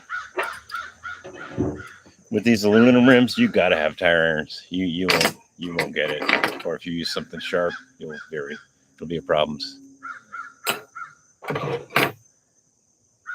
No, Adam Allen said, can the pedal spindles be straightened? I have on some bikes that have bolts right here that hold the rubber in. You can get the pedal apart and you can put the spindle in a vise and heat it and straighten it, but you've lost the temper. You've lost the hardening of it. So yes, and it's not recommended. And on these pedals, they don't come apart too well. I have taken a few apart and changed things out. It's a pain, but how bad do you want a Schwinn bow pedal? Yeah, anything's possible, but then you lose the heat treating of it.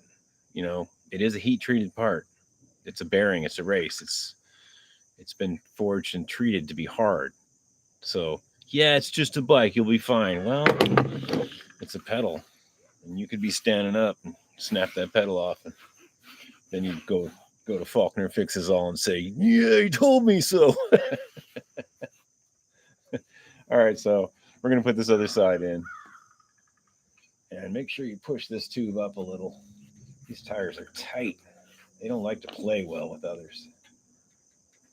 Make sure you push this up a little. On these aluminum rims, it's tight. And like I said, the tube doesn't like to play well in there. So when you get it going, just make sure that's straight and tight. And here's the part where you got to let the air out again. Yeah, for the 90th time, we got to let more air out. Imagine that. Okay.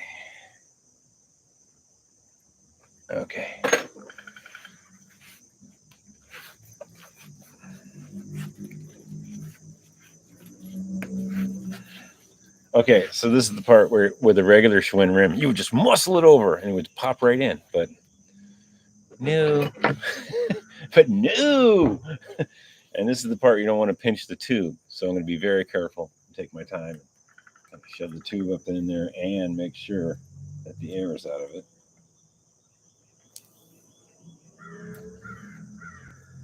And just make sure the tube is up in there. And don't bite off more than you can deal with. Just like a ½ inch at a time. And if you see the tube right here while you're doing this, stop.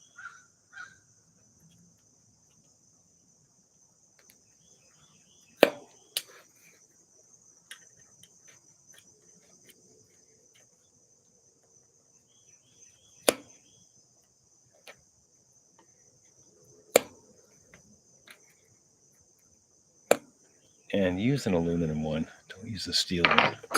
You'll scratch the rim. Yeah, use this one. I was using this one, right? Yeah. I was using the right one. Okay, so this last part, we're almost there where we can almost use our hands, which I'd like to at this part. Okay, we got that. Push that up in there a little. And on the other one, I had to spray some Armor All on one edge of it that wasn't seated. But let's just try this one without the Armor All and see what happens.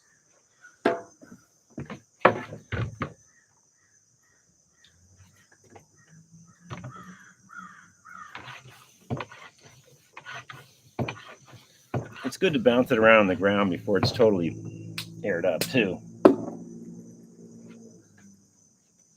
Helps a little bit.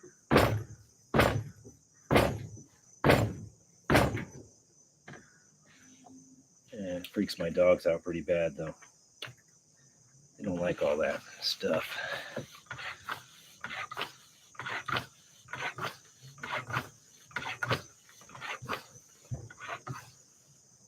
Okay, there's 60. We're going to go to 80. I went to 80 on the back one. I should check the side of the tire first, though.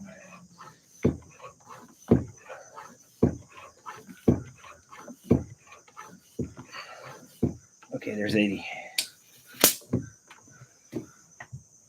And you want that stem, going straight down. You want it cocked off to the side either way. This one's not bad. All right, let's give it a spin and check it.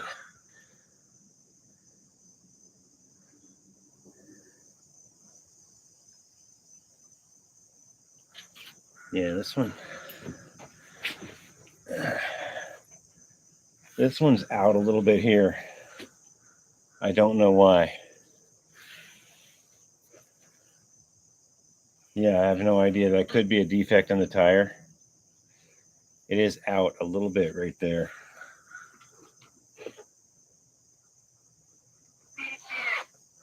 Yeah, that's weird. I think I'll let the air out and pump it up again. I don't like that. You can probably see it right here. Let's see here. It's right here. It's a little high. It's running a bit high. And I don't know about that. That's not something I want to see.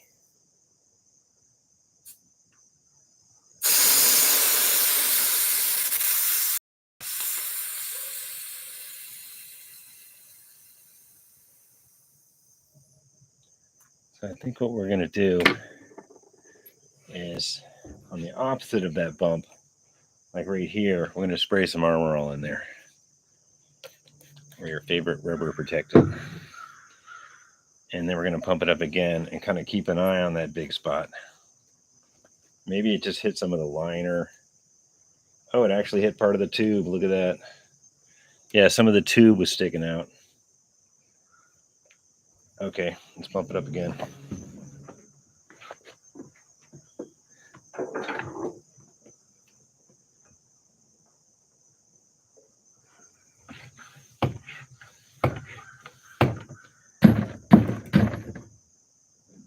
Okay, I think that did it.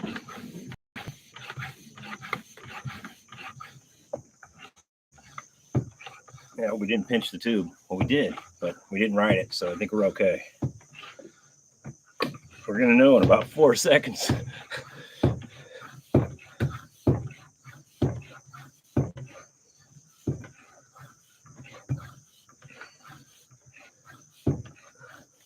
Yeah, we're going to know real quick. Boom. Okay, there's 80 pounds. Let's see what we got here. Oh, yeah. Oh, yeah. Okay, that's good. The tube, the rim is so tight. The tube was underneath where the tire seats and the edge of the tire, the rim and the tire, and it was causing the tire to bulge up. We caught it. We let the air out. We pushed it back in there. That Armor All was useless on the other side. We didn't need that. Tire's good. We're going to put it on the front now. Oh, and we got the quick release in the front, so we don't have to take the brake shoe off. I'll show you how that works.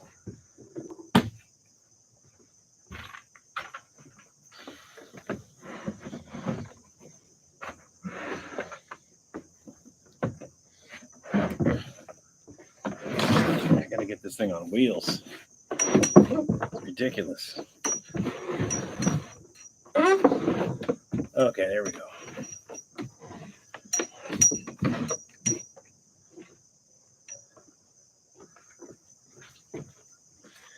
Okay, so we have a quick release system on here now on the front only. The back, I couldn't deal. I couldn't find the parts. So it's right here. It's this lever. And that's on if the wheel was in. And we undo this part. And if you watch right here, they come out. And then you can get their wheel in and out. First, you got to wipe off all the Armor All you put on there needlessly. You didn't need to do that. Yeah, and I know I forgot the valve cap. Don't worry. Put it on.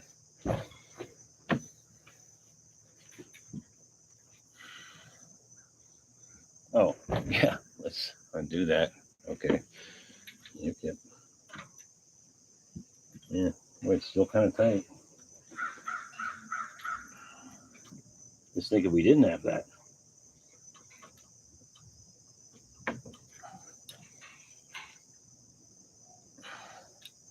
Wow. Man, maybe that only works on 1 1/8 tires.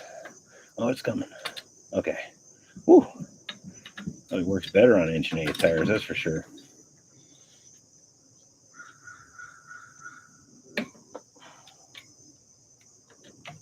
Okay. We're getting there.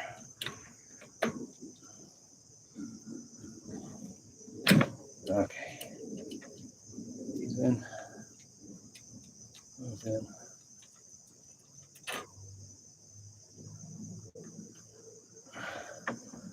Okay.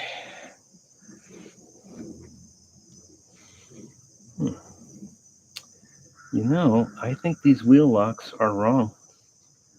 It's bending the, I think these wheel locks on here are wrong. It's actually bending the skewer. Yeah, we're going to have to find the right Schwinn ones. Yeah, these are wrong. Wrong. These are incorrect. They're bending the skewer. I'll have to find the right ones because that ain't happening. Yeah, that's wrong.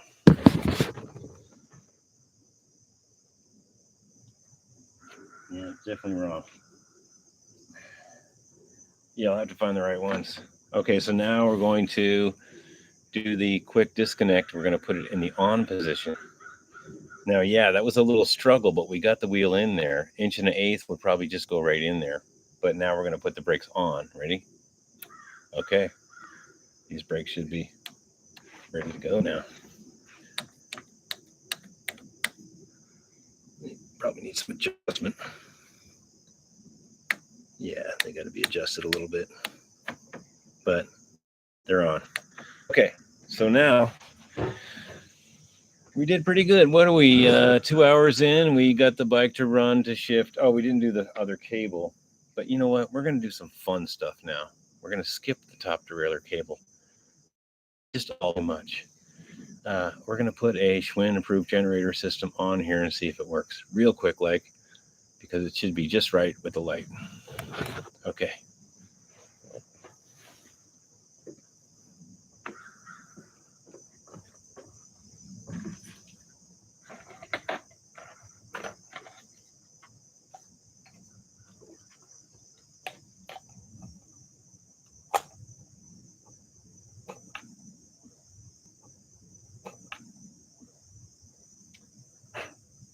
Okay.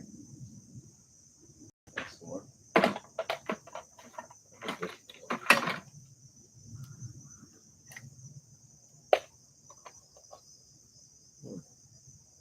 That's the one.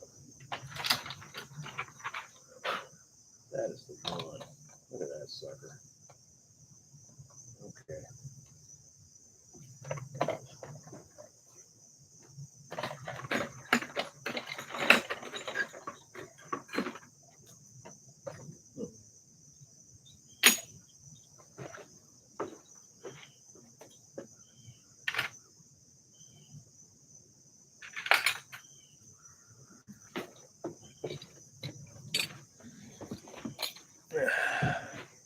Okay, I think we're going to bolt this one on. It's Schwinn approved. Definitely Schwinn approved. So we'll take this plastic cover, put it to the side, and we got to bolt this on. I don't know if this works. I think it's going to go there, like so. It's going to go there, like so. Yeah, that's the only way. It can't go like that. It'd be in the way of the cables. If it goes like that, you got a chance. Okay, so let's see if we can get this piece on. If we can get this piece, if this piece will go on, I don't think it's Schwinn, but it might be.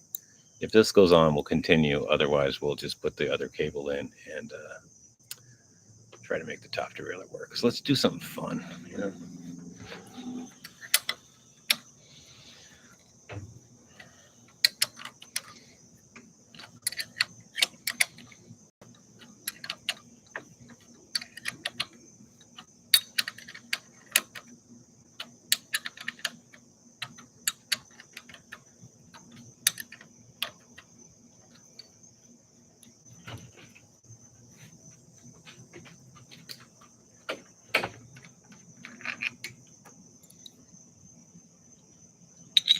Oh, it's gonna fit.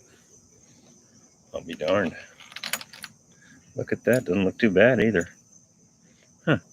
It's a little wonky. Huh. Eh. Would it work like this? No, it wouldn't work like that. It's not a Schwinn part. Yeah, we're gonna try it.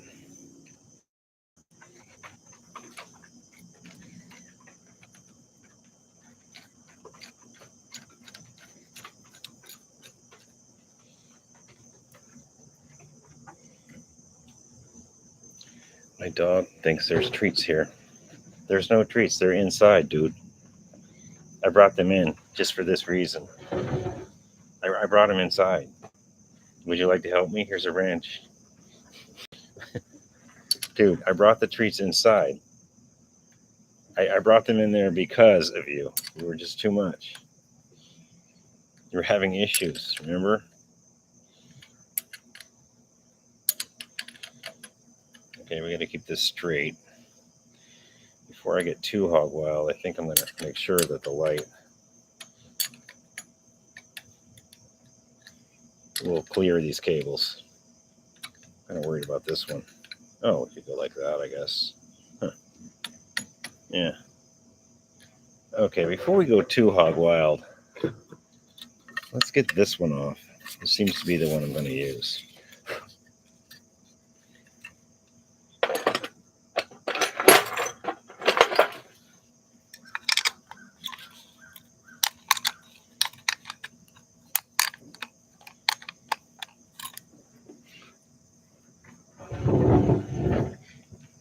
I brought the treats inside, dude. Hey, they're inside. I brought the treats inside. The treats are inside, dude. Here's another dog that wants treats. Hey, other dog, come here. The treats are inside. They're inside.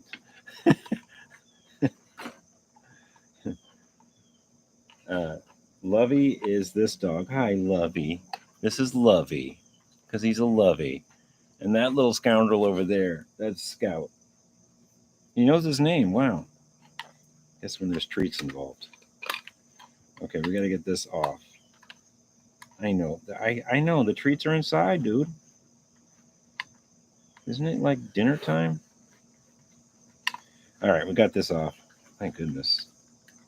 And we're going to put it on this other one. Hopefully. I'm not really sure about this. Now, you're supposed to use this kind of part, but there's absolutely no room. There's no room with all this business. You got a Diacomp center pull, you got the shifter, and you got the special washer that has to be there.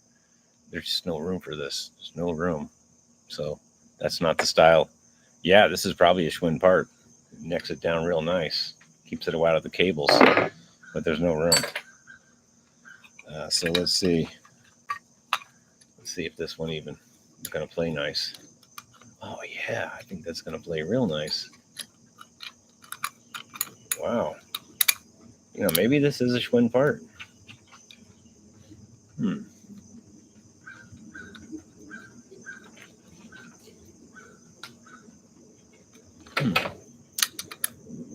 Maybe this part I just put on, this chrome part, maybe that's a Schwinn part. I just don't know it. Usually they're stamped Schwinn, you know. Having some issues here.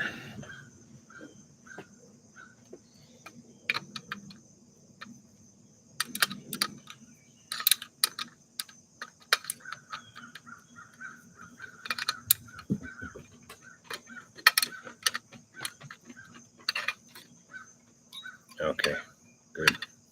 All right, now that I know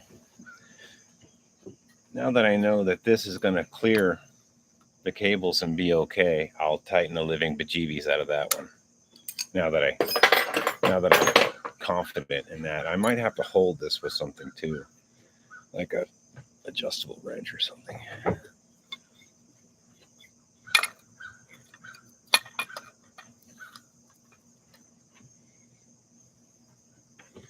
Let's see, it's going to want to go that way.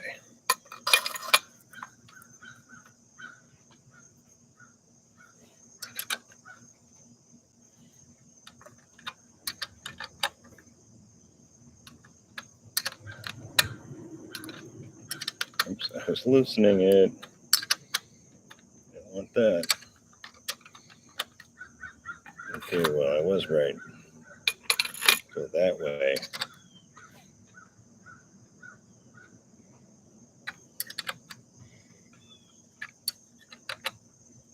I'm not galling the stem. Probably am crunching the one part of the stem. I'm not quite sure that this is a Schwinn part. Okay. All right, we now have this Schwinn approved light on a questionable bracket that may not be Schwinn. And we'll tighten it up. We need a 10 millimeter and we need another 10 millimeter. We need a dog not to be sniffing around. What are you doing, doggy?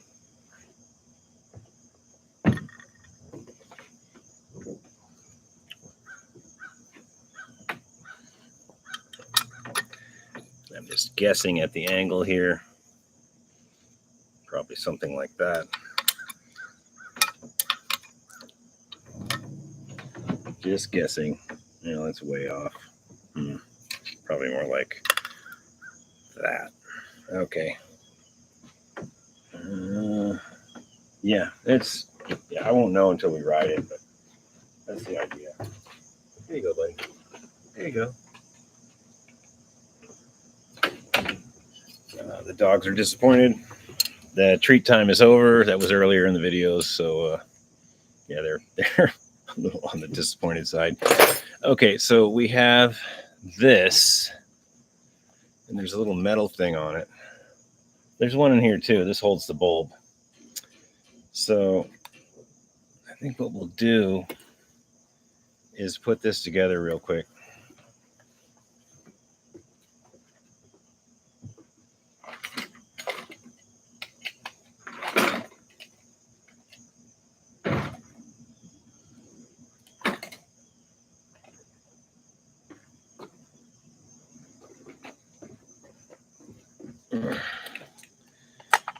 There is a bulb in this one. Oh, and a large spider. Hoping that it's... Oh, I think it's the wrong kind of bulb. Darn.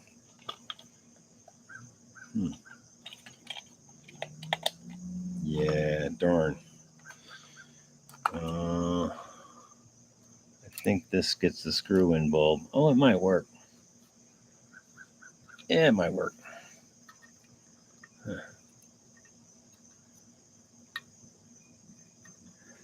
Yeah, it's a different bulb, but it might work. We could put this light on too, maybe.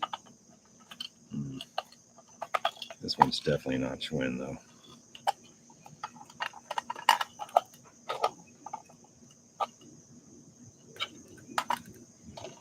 Yeah, let's just put this one to the side. This is a pretty cool light, though.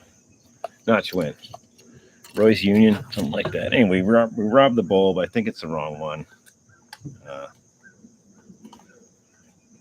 We'll give it a shot. It might work.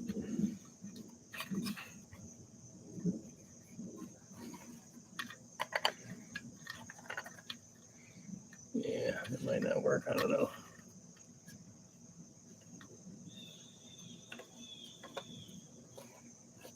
It did not work. Okay, that was great.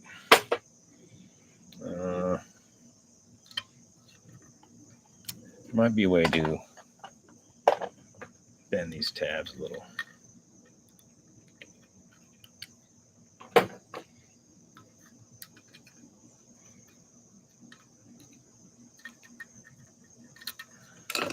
Yeah, this one gets a screw-in bulb, I think. We don't have it. Oh, maybe that'll work. Yeah. Okay. Let's keep it rolling here.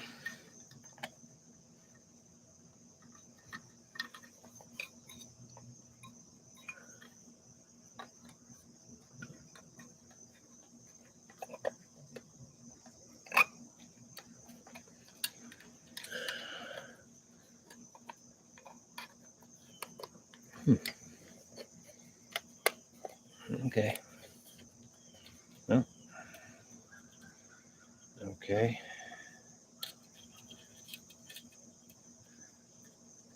Now, we'll just assume that this bulb is good. You know, it came with a 40-year-old Royce Union generator set off of eBay, shipped from Nebraska. So I'm sure the bulb is fine. I'm sure there's nothing wrong with that bulb.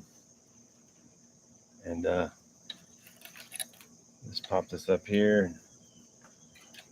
We're just going to wrap it around the frame temporarily, and we're going to put this Royce Union on. I have a Schwinn approved one, but it's not as smooth as this one.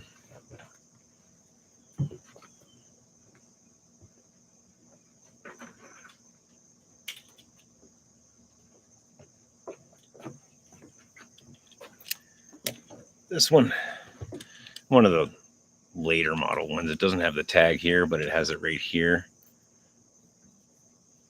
It is Schwinn approved, but it's kind of crunchy compared to this nice English one. Not sure what's going on, but and this one has little flathead screws. I don't like that.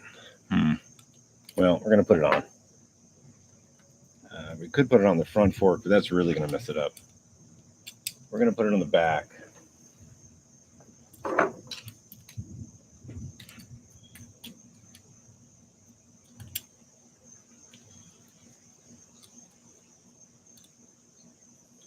You know, gouge the paint in the frame. We like to do that.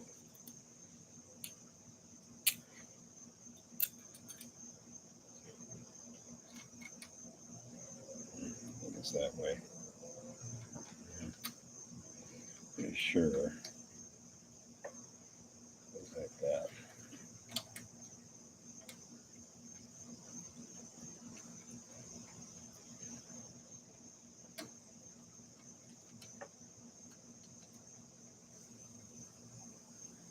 And these screws are really cheap. I think I'm going to find a better Schwinn approved bracket. I think I have one that has some 10mm bolts instead of this crap. But this is just to test this light and see how it's working.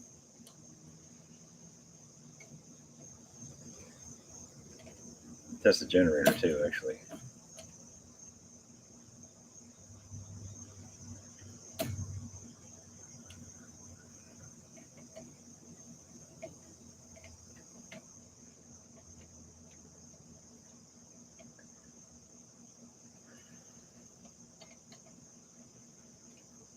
Yeah, it's not the greatest bracket.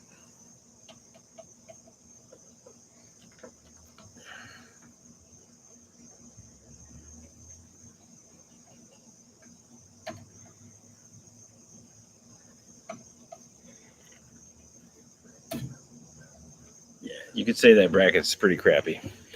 All right, so we got the bracket on.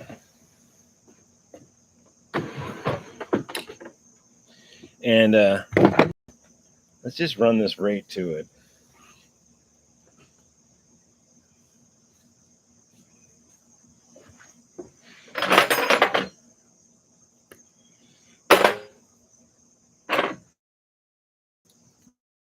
Yeah. Oh. The whole plant?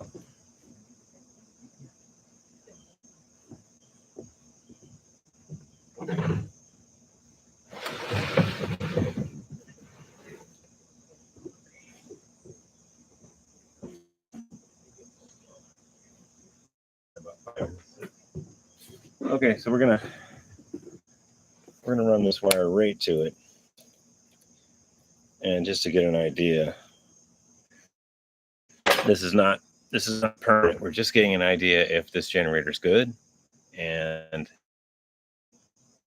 it's putting out the 3 volts. I think it's 6 volts at 3 watts. Anyway, we're gonna put this on a generator. We're gonna pedal it with it on, and this should light up if the bulb's good. We don't know. We're not going to wrap it around the frame. We're just sticking it in.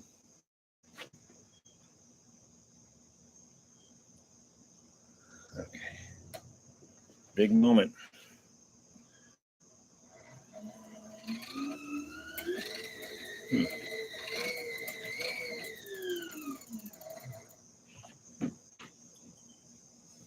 Well, I have a feeling that bulb's no good.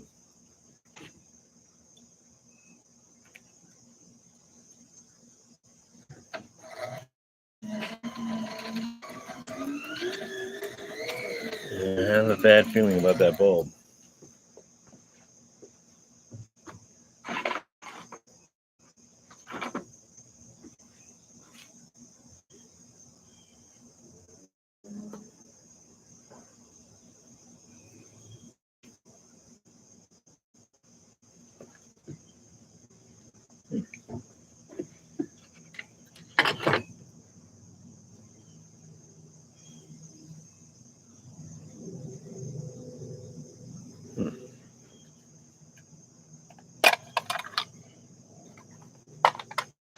Yeah, it's probably not even grounded. Well, let's try this. Oh yeah, this wasn't grounded. This bulb's good. Watch.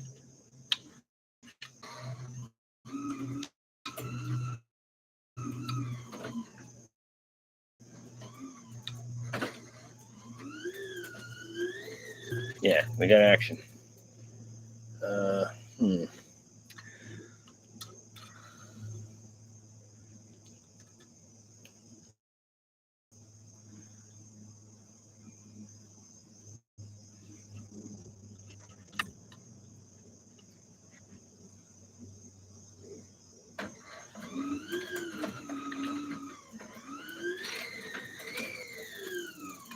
Okay, this bulb's good too. Let's see. So it's not grounded.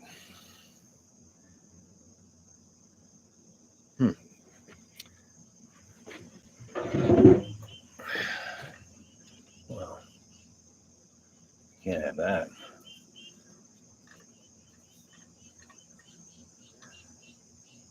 Right, that means that this piece of brass back here. Let's see if that. Oh, yeah. Okay, I think we just got to clean that piece of brass back there with something.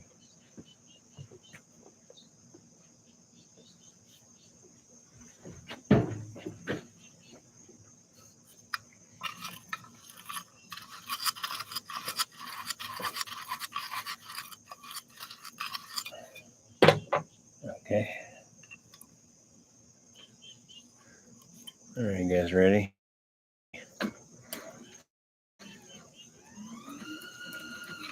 You can't really see.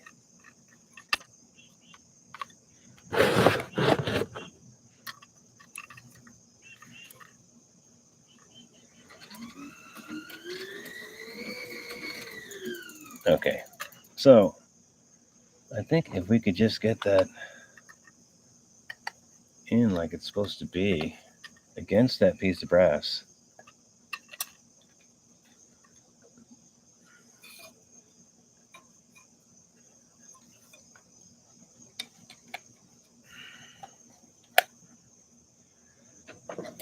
There we go. Okay, we got it. Schwinn approved with a Miller generator. I'm not sure. The bracket looks pretty cheap to be a Miller. This bracket's a little bit better. I probably will put the better generator on the Schwinn bracket, or maybe even test this Schwinn one. I'm not quite sure. This light can go on the back too. For now, let's wrap this wire along. I don't know, something like this maybe.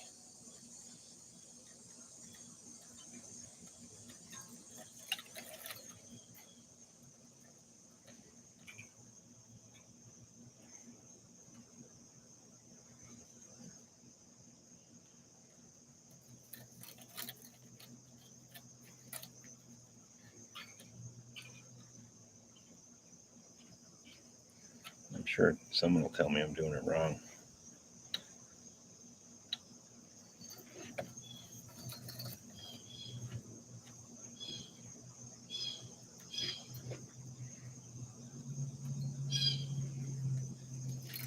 I probably am doing it wrong if it's touching the brake cable. It ain't too bad. Okay.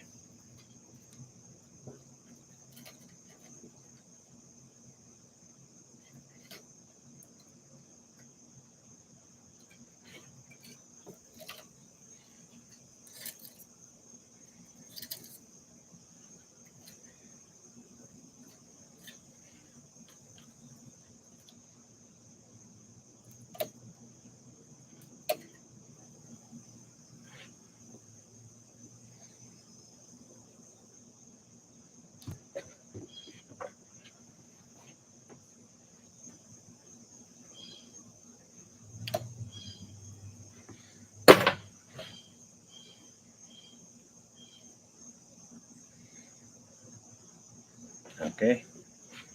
Pop this in.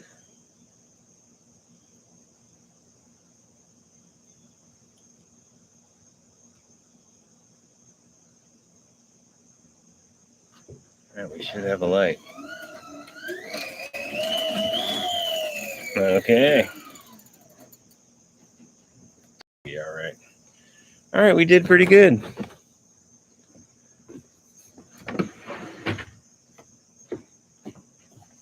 I'm sure this has to go up a little too.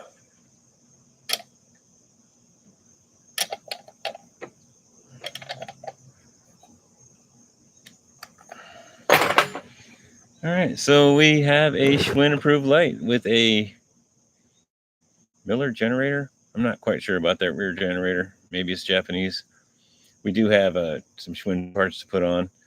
We did good. All we have left is the top derailleur cable, and it's getting pretty long in the tooth on this live feed, and I'm getting tired. But let's check out that action, huh? Let's give it a good spin.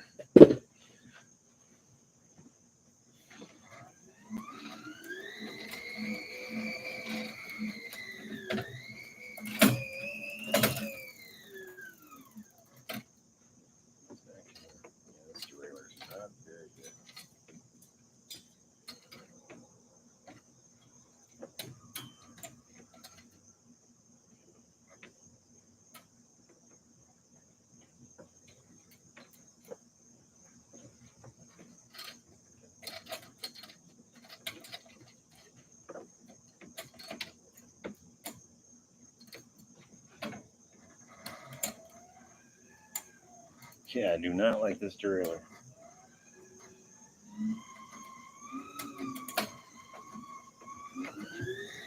Okay, there we go.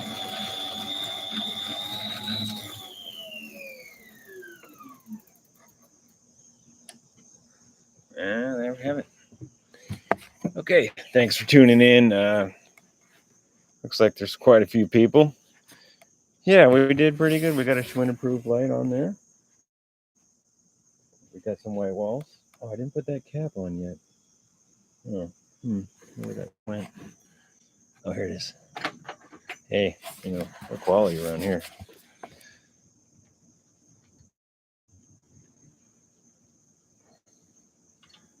Okay, we got brakes. We got one shifter cable. We didn't do this top one yet. This derailleur is a piece of junk. We did pretty good. It's looking a lot better, folks. I think the next video is not going to be a live feed. It'll be me going down a really big mountain in the off-road. It's going to be fun. Yeah, you can ride this bike in the off-road. It's got 27 by 1.25 inches. You're all right. It's not ideal, but you can. Okay, and to close it out, we have a 64 Traveler and a 1960 Traveler. And you can see the differences. They did get a little cheap on the emblem. The emblem's different. The script on the chain guard is different. On that white one, it's actually spelled out. On this one, it's just a little doodad. That one is a 4-speed with 2 cogs, which makes it an 8-speed. I think that was dealer added that at one point. Twin Chevy grips. Both have stainless fenders. This one obviously has some new white walls. This one's not for sale. This white one. It's just one of my favorite bikes. Generator works. It has 8 speeds, 4 in the hub, multiplied by 2 in the back. Pretty cool bike. It's got the shifter there and the 4-speed here, which makes it an 8-speed because you have 2 there, 4 there, and then you have 2 down there. This is just a 3-speed. It's supposed to have the Starburst emblem, which I have. I just don't have it on. Yeah. Oh, and I put a 22 cog in the back of this one, so I could actually get up some hills. Whereas this one doesn't need it because you've got 4 in the hub plus the 2. Plus, I don't really drive. These aren't really going up mountain bikes. These are just cruising around. Anyway, thanks for tuning in. And yeah, next week I think we're going to take a hiatus on the live feeds, and we're going to take this to a place called Bent Creek, and we're going to go up a mountain, and we're going to come down the mountain, probably with the generator off. And yeah, we'll go from there. I might even take the whole generator system off. I'm not quite sure about that yet. Okay, hey, thanks for tuning in. And I don't think we're going to do live feeds maybe in a couple weeks when it gets cooler out here. This is kind of brutal out on the porch. Okay, well, thanks again. And yeah, we did get the generator system to work.